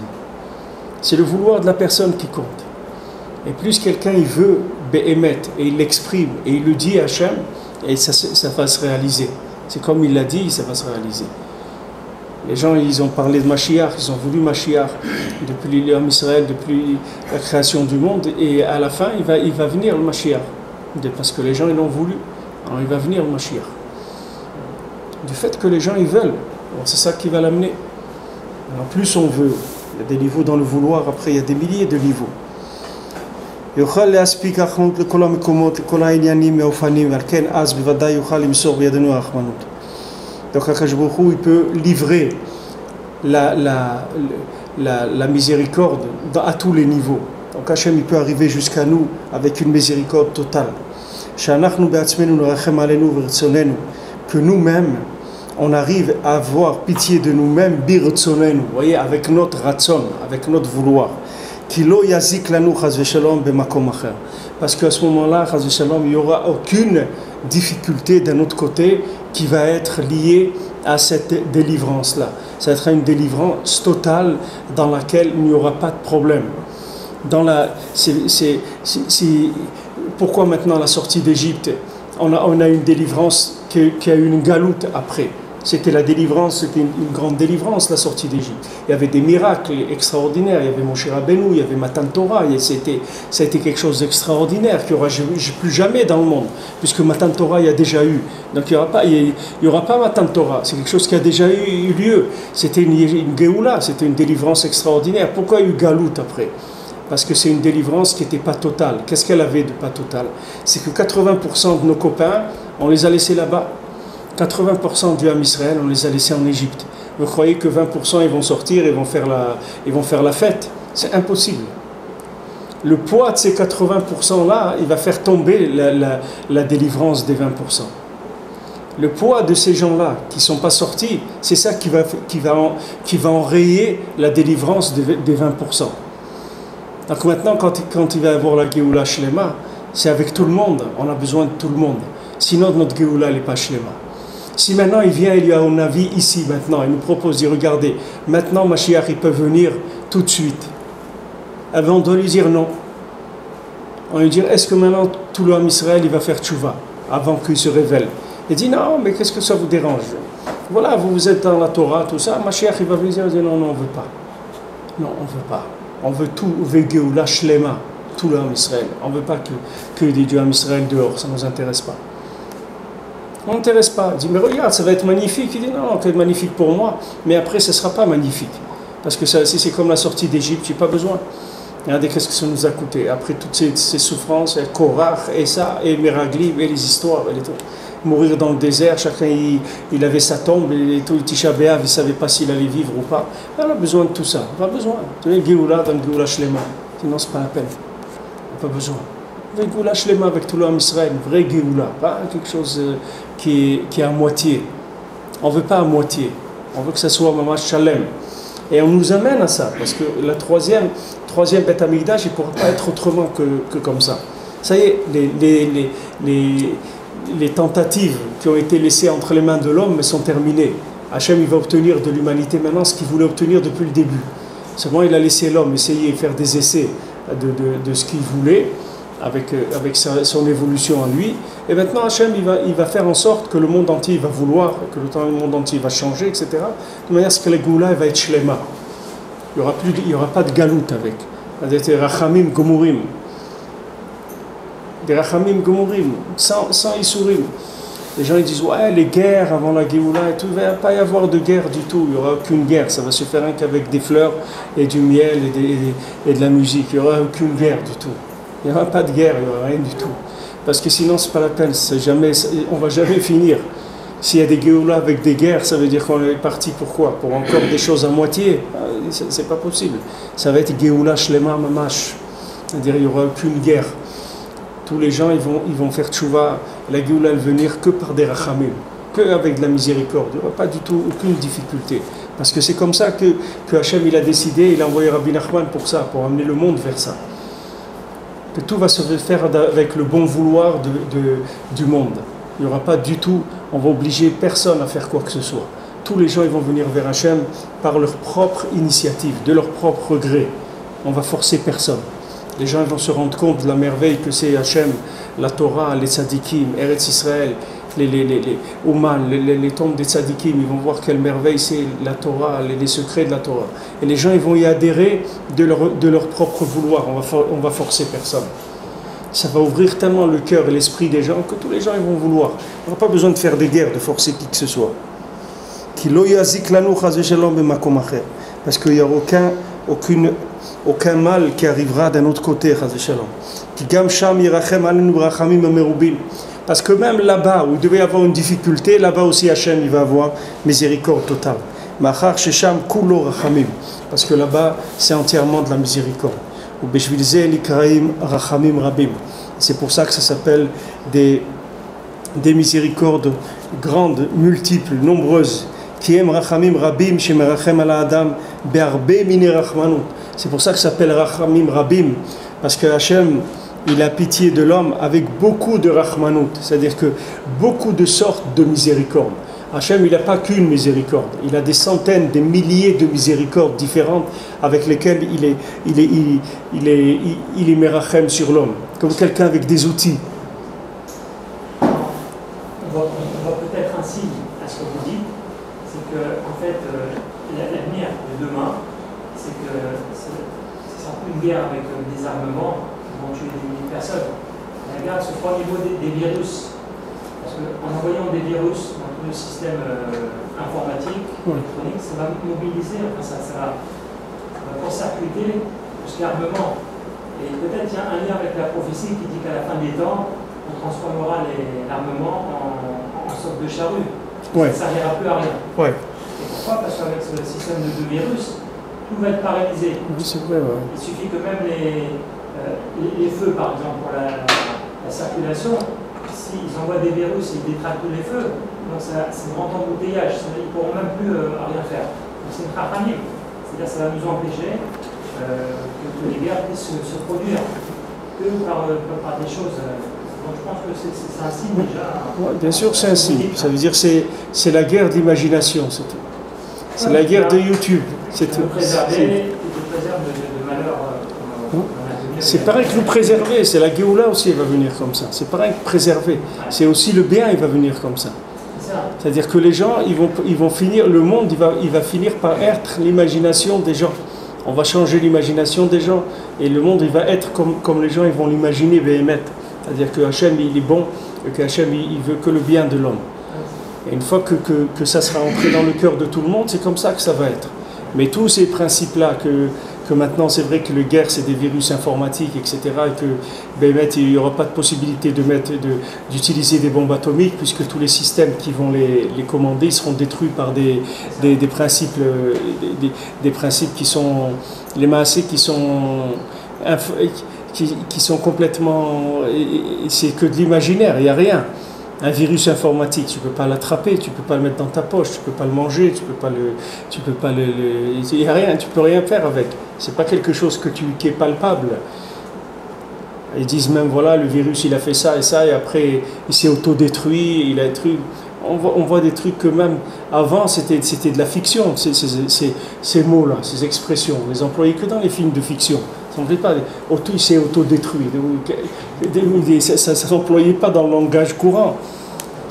Quand tu faisais un œuf dans la poêle et qu'il a brûlé, tu ne disais pas il s'est autodétruit. Tu dis l'œuf il a brûlé, c'est tout. Tu ne peux pas dire il s'est autodétruit. Mais maintenant, on passe dans d'autres concepts. C'est vrai qu'Hachem, il envoie dans le monde la guerre de l'imagination. C'est-à-dire aujourd'hui, c'est l'imagination qui va gagner. C'est-à-dire de quel côté ça va aller. Quand on va arriver à ce que Rabbi Nachman il fasse imaginer au monde ce qu'il faut imaginer, le monde il va se réparer. Et on va y arriver parce que l'imagination que Rabbi Nachman il a mis dans le monde, les moyens imaginaires, ils sont plus forts que toute l'imagination que le monde il va pouvoir produire avec les moyens qu'il a. Rabbi Nachman il a amené Sipurim Masiyot. Avec ça, il a amené dans le monde l'origine de toute la Torah qui était que un conte, c'est-à-dire que de l'imaginaire. Au début, la Torah, c'est qu'un conte. Quand tu prends l'histoire de Bereshit et Noah et Abraham, c'est que la Torah, tout le livre de Bereshit, c'est que des histoires. Il n'y a pas des halachot. C'est après que ça a commencé les halachot. Mais la Torah, au début, c'est que de l'histoire. C'est que on raconte, c'est tout. Que de l'image, c'est tout. Voilà, il a été là-bas, il a planté sa tente, il a fait comme ci, il a fait ça. C'est que de l'histoire. C'est ça, tout le monde va retourner là-dedans, dans cette chose-là. C'est-à-dire que tout ce qui est le côté action, pratique, etc., ça va remonter tout dans l'image. Tout va aller vers l'image. C'est pour ça qu'aujourd'hui, c'est de la guerre de l'image, c'est tout. Les vraies guerres, c'est des guerres de l'image. Et si quelqu'un aujourd'hui se protège de l'image, il se protège de tout le mal qui existe dans le monde. Et s'il développe les images positives, alors il reçoit tout le positif du monde. C'est-à-dire quelqu'un, il peut fréquenter des tzadikim, je vous dis, comme Achia Shiloni, Rabbi Nachman, Baal Shem Tov et tout, ça peut être ses amis, ils peuvent être à côté de lui tout le temps. Uniquement s'il les imagine. S'il les imagine, ils sont là. Mais c'est pas plus difficile que de regarder un film dans YouTube, c'est la même chose. C'est pas plus difficile. C'est-à-dire quand quelqu'un regarde un film dans YouTube, il voit quoi? S'il se met sur le côté de l'écran, il n'y a rien. C'est-à-dire, qu'est-ce qu'il sait? C'est que des couleurs qui bougent comme ça sur un écran. Après, lui, il fait tout le travail avec son cerveau. Ben, l'Avdil, là, c'est la même chose. Quelqu'un, il imagine, comme la Torah le dit, que les tzadikim, ils sont vivants. Et au contraire, plus les tzadikim, ça fait longtemps qu'ils sont morts, et plus ils sont vivants, alors il va commencer à fréquenter ces gens-là. Et il va voir qu'ils sont là, mamash. C'est une réalité. Cette imagination-là, c'est une réalité. Alors, quand il va avoir pitié de l'homme avec toutes sortes de miséricordes. Dans tous les endroits et dans toutes les choses dont l'homme a besoin de la miséricorde d'Hachem. Et le Shabbat, alors il y a cette miséricorde qui vient dans le monde. Le Shabbat, il y a une miséricorde qui est très grande, qui a kol dinin et kafian, parce que Shabbat, tous les dinim, toute la rigueur, elle se plie, elle s'écrase. Ve'atika kadisha galé ratson dile. Et le Shabbat, Atika kadisha, c'est-à-dire Akadosh Baruch Hu, il révèle son vouloir, son ratson. C'est écrit dans Zohar Yitro. Sheu prinad rachamim de Atika, sheu prinad rachamim rabim. Que ça s'appelle Rachamim de Atik. Atik, le mot Atik, ça veut dire ancien. D'accord, Rachamim de Atik, ça veut dire que c'est la miséricorde ancienne d'Hachem. Ça veut dire ancienne, ça veut dire au-dessus de la création. La création s'appelle le nouveau, comme on dit le monde nouveau, le nouveau monde, etc. Ça, c'est la création. Mais il y a maintenant une miséricorde qui est ancienne. Cette miséricorde-là, c'est le vouloir d'Hachem avant même que se mette en place tout le principe de la création. Prinat Rava de Rahavin, qui s'appelle le vouloir de vouloir. Ratson sheberetzonot. Qui az be Shabbat adat mitgalesh ou prinat rachmanut. Parce que Shabbat, il y a le da'at, c'est-à-dire on commence à prendre conscience de l'existence d'Hachem, que ça, c'est ça la miséricorde. Qui kararat adat ou be Shabbat kamova. Parce que toute la prise de conscience véritable, on la prend dans le Shabbat. Ve'az meirin shnei asichliot kanal.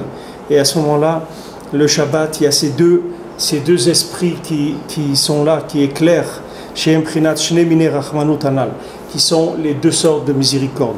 Shehem prinat alpaim shana, qui sont les 2000 ans qu'il y avait avant Matan Torah, prinat alpaim ama, qui sont les 2000 amot du Trum Shabbat. Alken Trum Shabbat alpaim ama, donc c'est pour ça que la limite du Shabbat c'est 2000 amot, 2000 pas. Kiaz meirim prinat shnei alafim anal. Parce que le Shabbat, il y a la lumière des deux alafim, des deux aleph, Shem prinat shnei asichliot, shnei mine rachmanut, qui sont deux esprits, deux sortes de miséricorde. Shem prinat el shaddai iten lachem rachamim, que Akadosh Baruch Hu était el kel shaddai, que Hachem qui est kel shaddai, il vous donne la rachmanut, qui vous donne lui-même la miséricorde entre vos mains. Shem sor beyadenu et rachmanut. Qu'Akadosh Baruch Hu, il donne entre nos mains la miséricorde. Chez Zeprinat Rachamim Rabim Kanal, que ça soit que c'est ça la grande miséricorde. C'est comme qu'un petit enfant, vous pouvez pas lui donner des allumettes parce que sinon il risque de mettre le feu.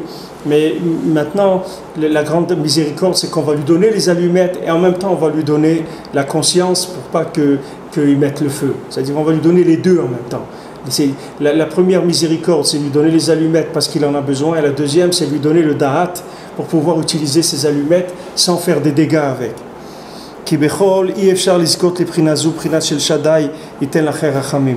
Parce que dans la semaine, on ne peut pas arriver à cette chose-là de quel Shaddai, quel Kadosh Baruch Hu, il vous donne la miséricorde.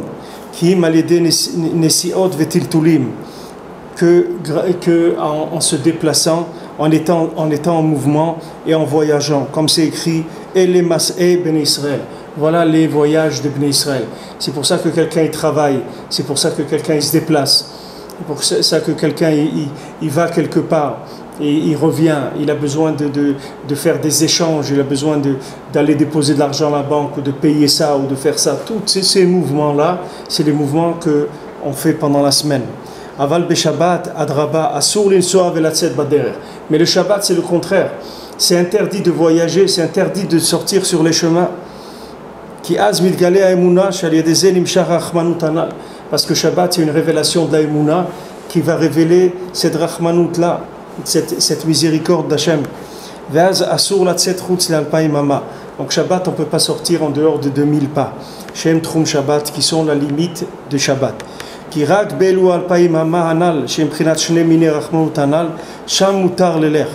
Parce que Shabbat, on ne peut aller qu'à l'intérieur de ces 2000 pas. On ne peut pas sortir en dehors de ces 2000 pas qui sont ces deux esprits de la miséricorde simple et de la grande miséricorde.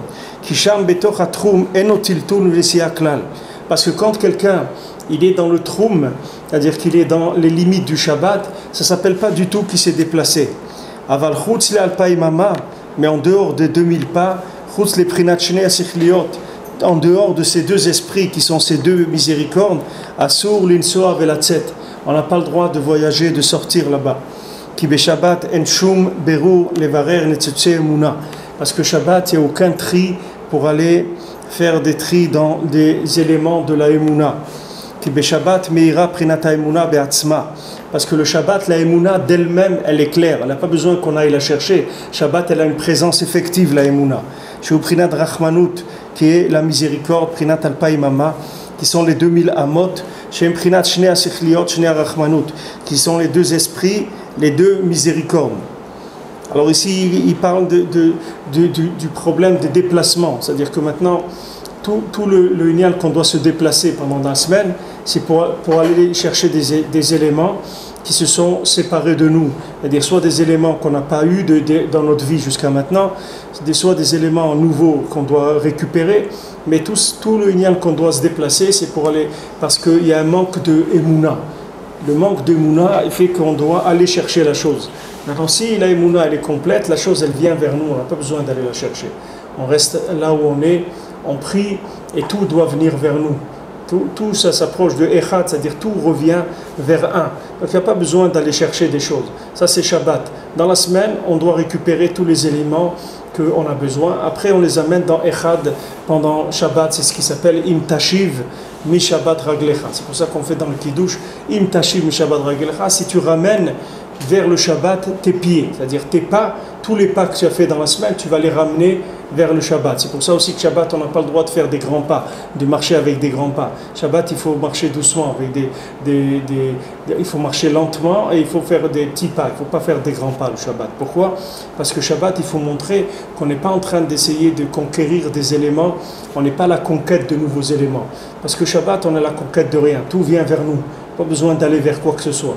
Et aussi, on ne sort pas de 2000 amas, qui sont 2000 pas, qui sont la limite du cercle du Shabbat. Parce qu'en dehors de ces 2000 pas, c'est aller à la guerre, aller chercher des éléments nouveaux. Et le Shabbat, on n'a pas besoin. Tout vient à l'intérieur. Et à l'intérieur de ces 2000 amas, ça ne s'appelle pas du tout du manque de Emouna. Tout ce qu'on va se déplacer à l'intérieur de ces 2000, ça s'appelle tout de la Emouna. Bien que ce soit Rachmanout, une Emouna qui amène des Rachamim Pshutim, parce que les Rachamim Gmurim, c'est des Rachamim qui viennent d'un niveau très élevé, mais ça s'appelle quand même des Rachamim, c'est-à-dire du moment où je vis avec la Emouna, je vis dans la miséricorde. Du moment où je ne vis pas avec la Emouna, alors je vis dans les nerfs. Les gens commencent à s'énerver, à se révolter, à ne pas accepter leur vie, etc. Mais à en vouloir à personne.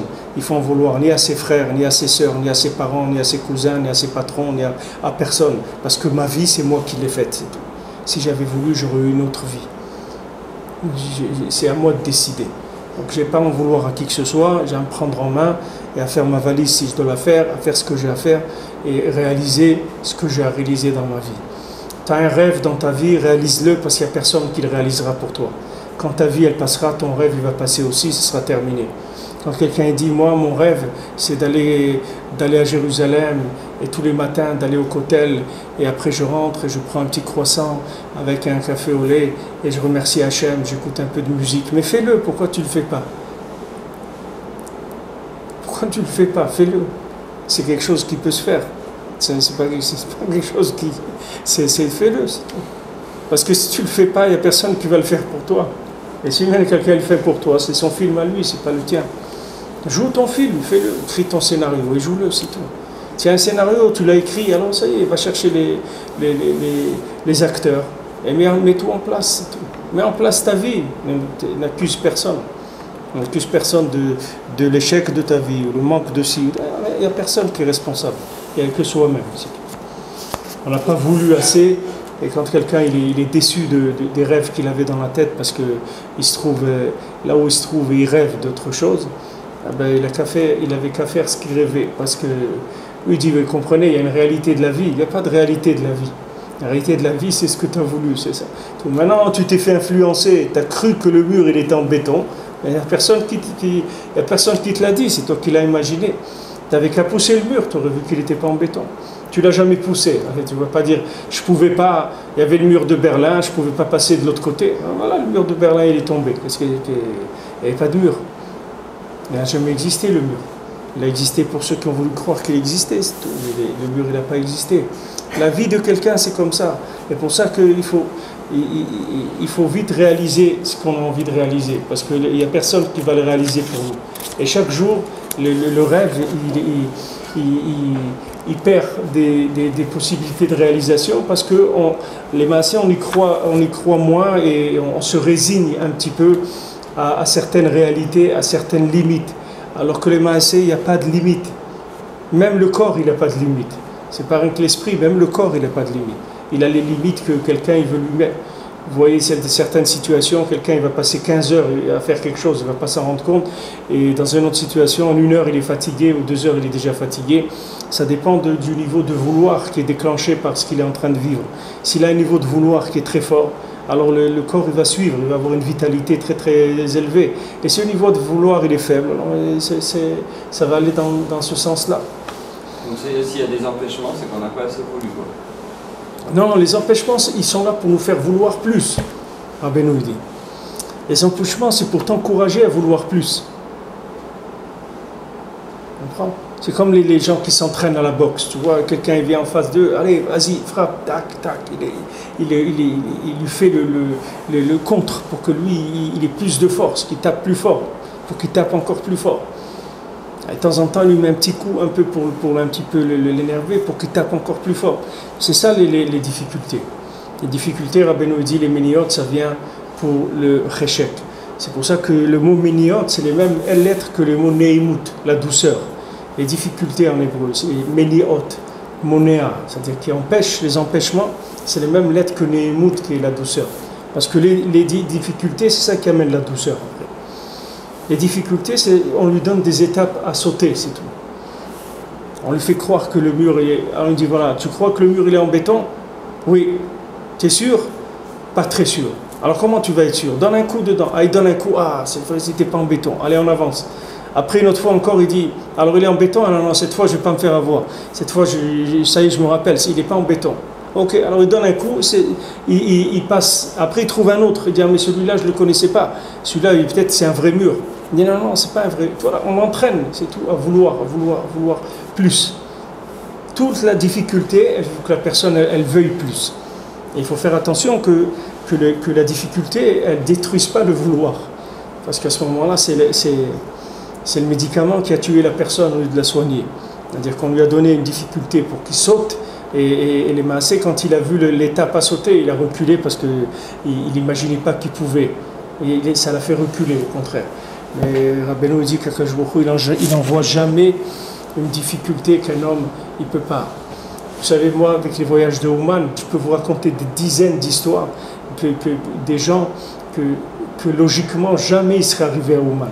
Dans leur tête, ils ne pouvaient pas arriver à Ouman. Mais rien qu'ils voulaient, c'est tout. Rien qu'ils voulaient.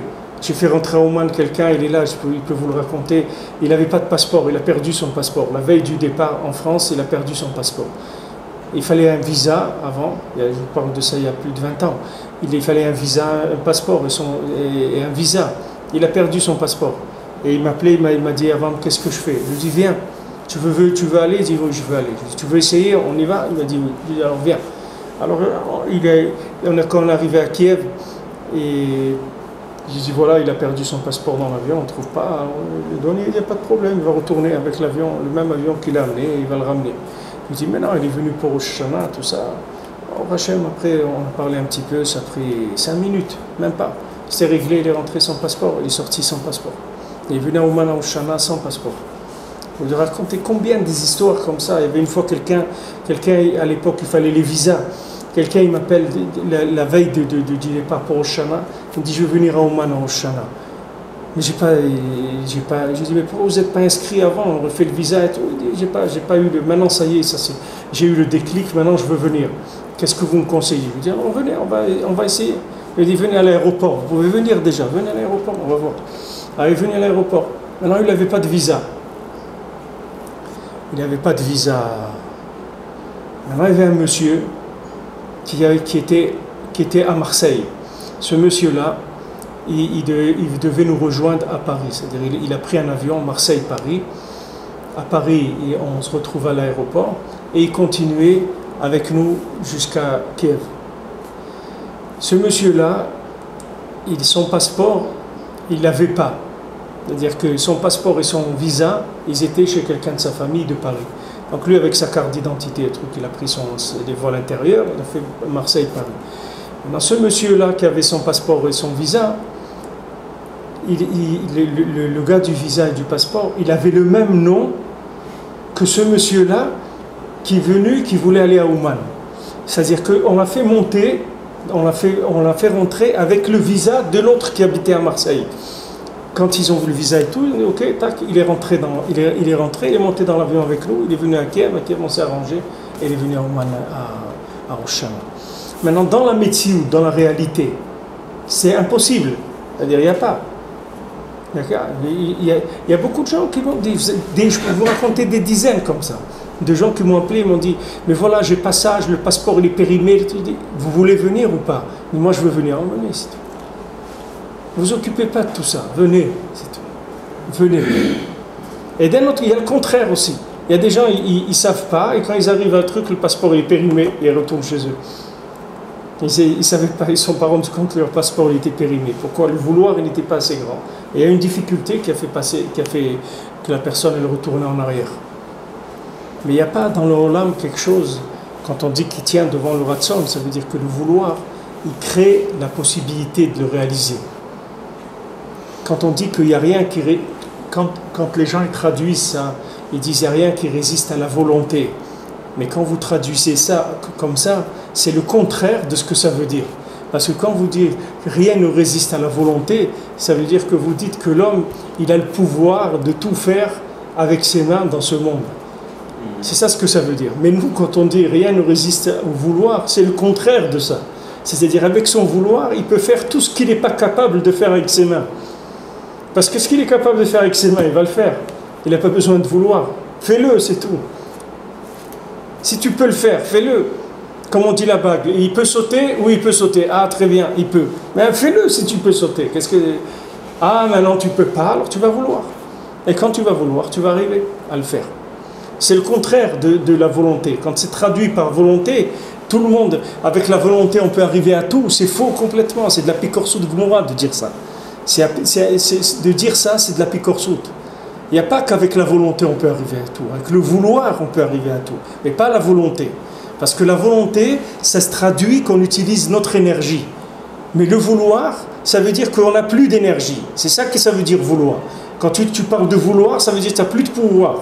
C'est ça qui dit vouloir. Quand tu emploies le mot vouloir, ça veut dire que tu as fini avec le pouvoir. Mais quand tu parles de volonté, ça veut dire que tu as le pouvoir. On te dit oui, tu as le pouvoir de faire. Et ça, c'est le FR de ce qu'on est en train d'apprendre ici. C'est le contraire complètement. C'est la vision terrestre des choses, des gens qui sont pris complètement dans la matière et qui pensent qu'ils peuvent arriver à ce qu'ils peuvent arriver dans les limites de la matière. Mais nous, on peut arriver au-delà de la matière. Pour nous, ce n'est pas un problème. La matière, ce n'est pas une limite pour nous, parce que notre vouloir, il déplace la matière. La matière, elle ne nous fait pas peur. Elle ne nous impressionne pas. Les gens qui ont voulu des choses des extraordinaires, ils sont arrivés. Ils sont venus dans des conditions en Israël incroyables. Ils ont réussi, les gens. Ils sont intégrés, ils vivent, ils sont heureux. Ils se disent, pourquoi je ne l'ai pas fait? Pourquoi je ne l'ai pas fait avant? Parce que j'attendais. Tout était prêt. Le tapis, il était là.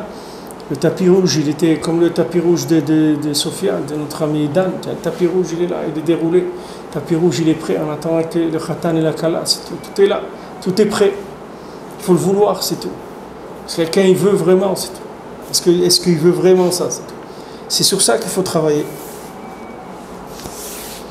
נמצא על אורדלת רבי נתן dit נמצא שעל ידי שבת זוכים לבחינת רחמנות הנ"ל בחינת אל שדי ייתן לכם רחמים. Donc Shabbat on mérite, on reçoit cette rachmanout, cette miséricorde, comme c'est écrit qu'El Shaddai, que Hachem, qu'El Shaddai vous donne la miséricorde. C'est ce qu'il a dit Yaakov Avinu à ses enfants. Hachem Yitbarach yiten beyadenu de rachmanout kanal. Que Hachem y mette entre nos mains la miséricorde. Ki Shabbat iprinat kel Shaddai, sheu bibria, sheu prinat Shabbat kamova. Parce que Shabbat c'est kel Shaddai, c'est-à-dire le Unia lui-même de Shabbat, c'est le Shem de Shaddai qui se trouve dans Bria. C'est-à-dire que dans les Olamot, quand vous prenez les mondes différents, quand vous avez les mondes, les Atzilut, Bria, Asiya, Yetzira et Asiya, c'est-à-dire qu'on parle des 4 mondes.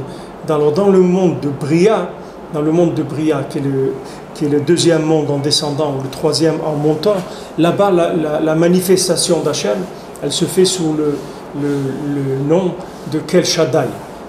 Là-bas, c'est le nom d'Hachem dans ce monde-là qui s'appelle le monde de Bria. Shu Bebria, Shu Prinat Shabbat Kamova. Et ça, c'est Shabbat.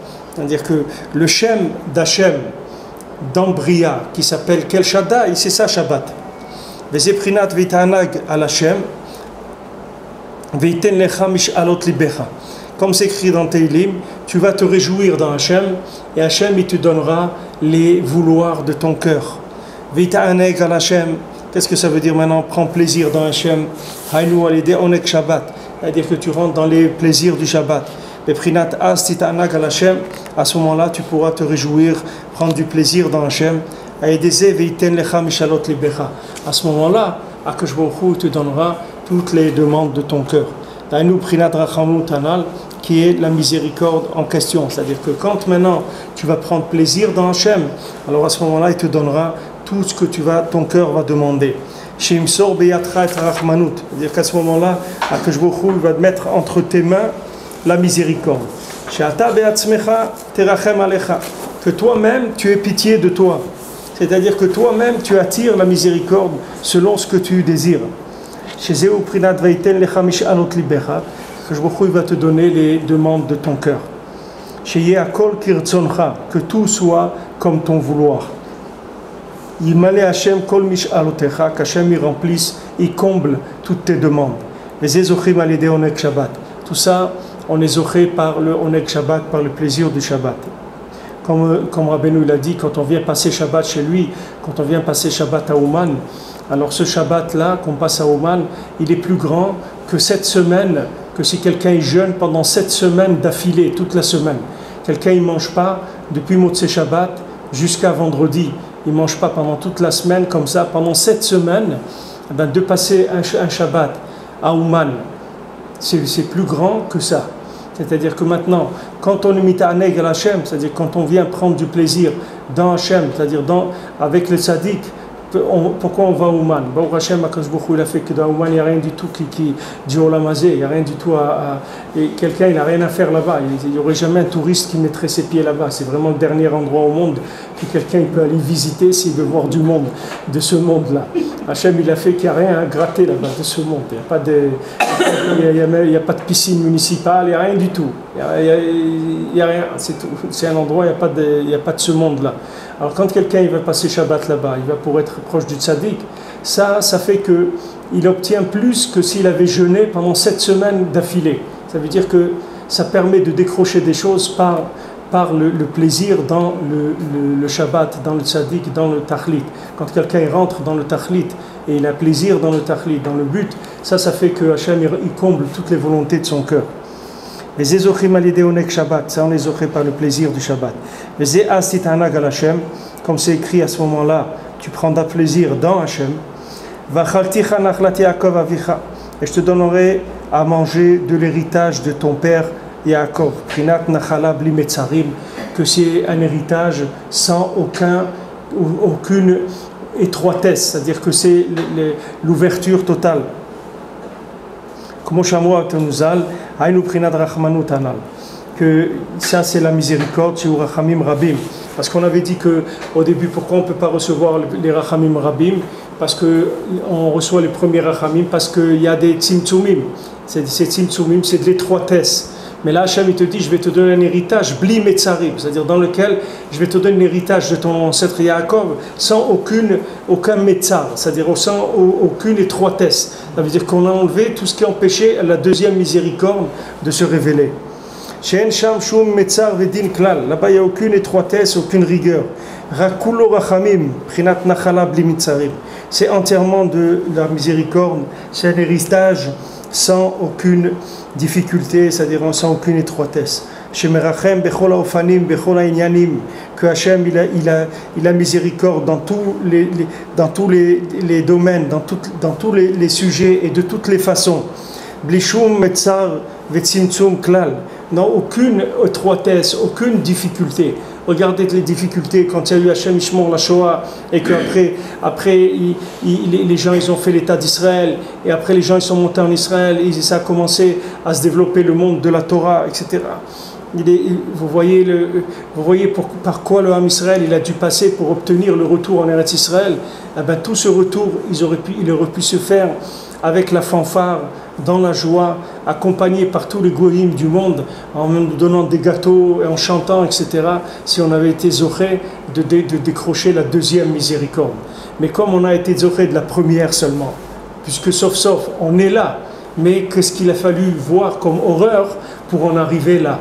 Mais Baruch Hashem, on est là. Nous, on est là maintenant. C'est-à-dire que, Baruch Hashem, c'est là. Les choses, elles sont là. Mais pourquoi ça a coûté ce prix-là? Parce que ça a été transmis avec de la rigueur en même temps. Parce qu'on n'était pas méritant, parce qu'on n'a pas prié, parce qu'on n'y croyait pas assez, parce que les gens, ils n'ont pas cru assez dans Rabbi Nachman, dans le Baal Shem Tov. Alors tout ça, ça a créé de la rigueur dans le monde. Les gens, le Baal Shem Tov, il est venu, il a ouvert le cœur du Ham Israël. Il dit, regardez, venez prier Hachem, Hachem il vous aime, venez rentrer dans la joie, dans la chassidoute, dans la joie de la Torah. Et les gens, ils n'ont pas voulu croire, ils ont voulu rester dans leur rigueur, dans leur étroitesse. Ça fait que maintenant, quand on leur a dû leur transmettre un cadeau, il est venu dans un emballage qui était horrible. Mais le résultat, c'est un cadeau, on le voit aujourd'hui, à la fin, on est arrivé à recevoir le cadeau. Mais pourquoi ça a coûté tellement cher? Parce qu'on n'a pas pu décrocher la deuxième miséricorde. La deuxième miséricorde, elle aurait évité toutes ces difficultés. Mais pour ça, il faut croire dans les tzadikim, il faut croire dans le Shabbat, que les tzadikim s'appellent Shabbat. Il faut rentrer dans la Emouna, dans les tzadikim. À ce moment-là, les choses elles sont beaucoup plus adoucies. Parce que toute la révélation de la Emouna, elle se fait par le plaisir de Shabbat. Kibarou Amachalim ou Alidé Emouna, parce que le bérour qu'on fait dans les Machalim, c'est-à-dire le tri qui se fait dans la nourriture, elle se fait par les Emouna. Prinat Ure Emouna, Moshkatov Rabbeinu Zal. C'est-à-dire que maintenant on fait Ure Emouna, c'est-à-dire fait paître la Emouna, c'est-à-dire que la Emouna, elle va faire paître, c'est-à-dire elle va faire le tri dans les choses. Moshkatov Rabbeinu Zal b'makom acher, ve'alken b'Shabbat yaz vidgala Emouna. Shabbat maintenant qu'il y a la Emouna qui se révèle. Alken az mitzvah le'echol. Maintenant, Shabbat, c'est une mitzvah de manger et c'est une mitzvah de prendre plaisir dans le manger du Shabbat. Alors que dans la semaine, c'est le contraire. Dans la semaine, il faut limiter les plaisirs de la nourriture au maximum. parce que c'est des plaisirs qui amènent que de la difficulté. Tandis que le plaisir du Shabbat, il ouvre complètement dans la miséricorde, la grande miséricorde d'Hachem. Parce que c'est le jour où le plaisir, non seulement il est permis, mais il est imposé. C'est-à-dire on doit avoir le plaisir le Shabbat. Et c'est un jour de joie et de plaisir, il faut faire attention de ne pas s'énerver, de ne pas faire la tête Shabbat. Il faut faire des apparences que positives le Shabbat. Même si quelqu'un à l'intérieur, il a ce qu'il a, mais l'apparence, il doit être que positif, que joyeux, que souriant, que agréable, etc. Parce que maintenant, on est en train d'attirer la deuxième miséricorde. Donc il faut faire attention. Il faut faire des repas qui soient agréables, qui soient bons. Il faut chanter à table, il faut être joyeux, il faut être marbé dans la joie. De la simcha, il y a des Breslevers, ils dansaient toute la nuit le Shabbat. Quand ils finissaient le repas, ils commençaient à danser jusqu'à la tfila le matin. Des simcha de Shabbat, de rentrer dans la joie du Shabbat. Ça c'est très important parce que ça décroche la deuxième miséricorde. Parce que maintenant Shabbat, c'est une émouna qui est tellement forte qu'elle va faire le tri dans la nourriture. C'est-à-dire ce qu'on va manger, le bien, il va arriver à l'endroit auquel il doit arriver. Tandis que dans la semaine, qu'est-ce qui se passe? Il y a un pouvoir, comme la semaine, c'est le monde de l'action, c'est le monde des mains, c'est-à-dire de la réalisation par les mains. Donc la semaine, c'est Esav qui dirige le monde, et Esav, c'est le foie. Alors maintenant, qu'est-ce qui fait le foie? Tout ce que vous mangez dans la semaine, c'est le foie qui le prend d'abord. Et après, le foie, il transmet. Mais le foie, c'est Esav. Tandis que Shabbat, Rabbeinu dit, le manger, il ne passe pas par le foie. Le foie, il ne travaille pas Shabbat. Le foie, il ne prend pas. Le foie, il prend en deuxième position. C'est d'abord le cerveau qui prend Shabbat. Le manger, il monte d'abord au cerveau et après, ça va dans le foie. C'est un circuit qui est complètement inversé, le Shabbat. Ah, maintenant, les gens, ils ne voient pas ça. Mais si vous aviez un scanner et vous mettez un bonhomme vous arrivez à scanner quelqu'un pendant le Shabbat, et bien vous verriez que la nourriture, elle ne se dirige pas du tout de la même manière que dans la semaine. Parce que le fait que le Shabbat, il y a de la émouna, alors on peut amener les éléments directement au cerveau. On n'a pas besoin de passer par l'usine de tri qui est le foie. Tandis que dans la semaine, comme on croit dans l'action, on est jeté dans la foire, comme on dit, dans la fosse au lion, c'est-à-dire on est jeté dans le monde de l'action et on croit dans l'action, donc on donne une priorité au foie, qui est le monde de Esav, qui est le monde du sang, le monde de l'action, etc. Alors, comme on en croit là-dedans dans la semaine, ça fait que le foie, il est en priorité. Donc, lui, il prend, et après, il donne au cerveau ce qu'il veut donner. Mais là, le Shabbat, c'est pas comme ça. Puisque le Shabbat, on ne croit pas dans le foie, puisqu'on ne travaille pas, on ne court pas, on ne voyage pas, etc. Donc, le foie, il est mis de côté, il est mis en deuxième position. Et on croit à Shabbat dans la Emouna, dans l'âme. L'âme, elle se trouve ici, à l'endroit où on met les tefilines de la tête. C'est là, dans le cerveau, où il y a la Neshama. Alors, le Shabbat, la Neshama, elle se nourrit directement du repas de Shabbat. Et au contraire, ces repas de Shabbat, c'est eux qui vont nous servir à résister dans la semaine au maximum aux tentations de Esav qui veut nous faire croire justement à la volonté. La volonté, c'est l'image du communisme, la faucille et le marteau, et on va y arriver, et le travail, et la nation, et construire, et être un bon ouvrier, et tous ces trucs-là, c'est de la picorsu de Gomorrah, c'est des trucs c'est pas pour nous, toutes ces choses-là. Nous, il faut croire dans Shabbat, il faut croire dans la réalisation de tout par le vouloir uniquement. Il ne faut pas croire dans le pouvoir des mains, il faut croire dans le vouloir du cœur, c'est tout. Que le vouloir du cœur, il va tout faire. Et ça, on l'acquiert le Shabbat. C'est ça qu'on comprend le Shabbat. C'est pour ça qu'il faut faire attention de faire les séoudot de Shabbat, de bien les faire, d'avoir une bonne nourriture qui soit agréable.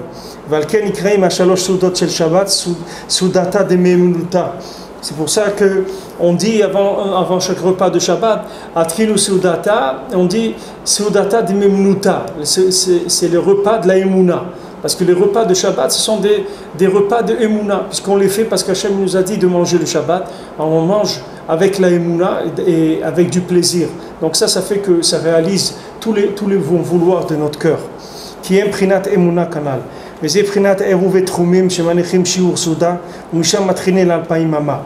C'est ça qu'on fait Eruvet Trumim, c'est-à-dire on fait les Eruvet Trum, c'est on amène un repas pour un chiour d'un repas, quelqu'un il amène du pain et un œuf par exemple, il les amène à une certaine limite de la ville et de là-bas il peut arriver autour de ce repas, il peut faire 2000 pas par rapport à ce repas-là. Parce que toute la lumière des Alpaïmama, c'est-à-dire des deux Rahmanout qu'on a parlé, des deux esprits, des deux miséricordes, que grâce à cette miséricorde, on n'a plus besoin de déplacer et de voyager. Uniquement se promène dans ces 2000 amot. Dans la miséricorde totale qui éclaire pendant Shabbat. Grâce à la révélation de la Emouna qui se fait le Shabbat. Tout ça, ça dépend de combien on va prendre plaisir le Shabbat. De l'endroit où on a posé le repas de Shabbat, c'est de là-bas on va commencer à compter 2000 amot, parce que c'est le repas de Shabbat qui va définir le cercle dans lequel on va pouvoir évoluer. Qui dépendent de la Emouna. Que grâce à la Emouna va se révéler la Rahmanout, la miséricorde d'Akadosh Baruch Hu, qu'on attend Bezrat Hashem, que Akadosh Baruch Hu fasse le Gilouï Bezrat Hashem de Mashiach dans des Rachamim Kumurim, c'est-à-dire que soit entièrement de la miséricorde, tout l'homme Israël Bezrat Hashem il monte en Eretz Israël, mais que par des joies, que dans la facilité, dans la joie, qui n'y ait aucune difficulté Bezrat Hashem.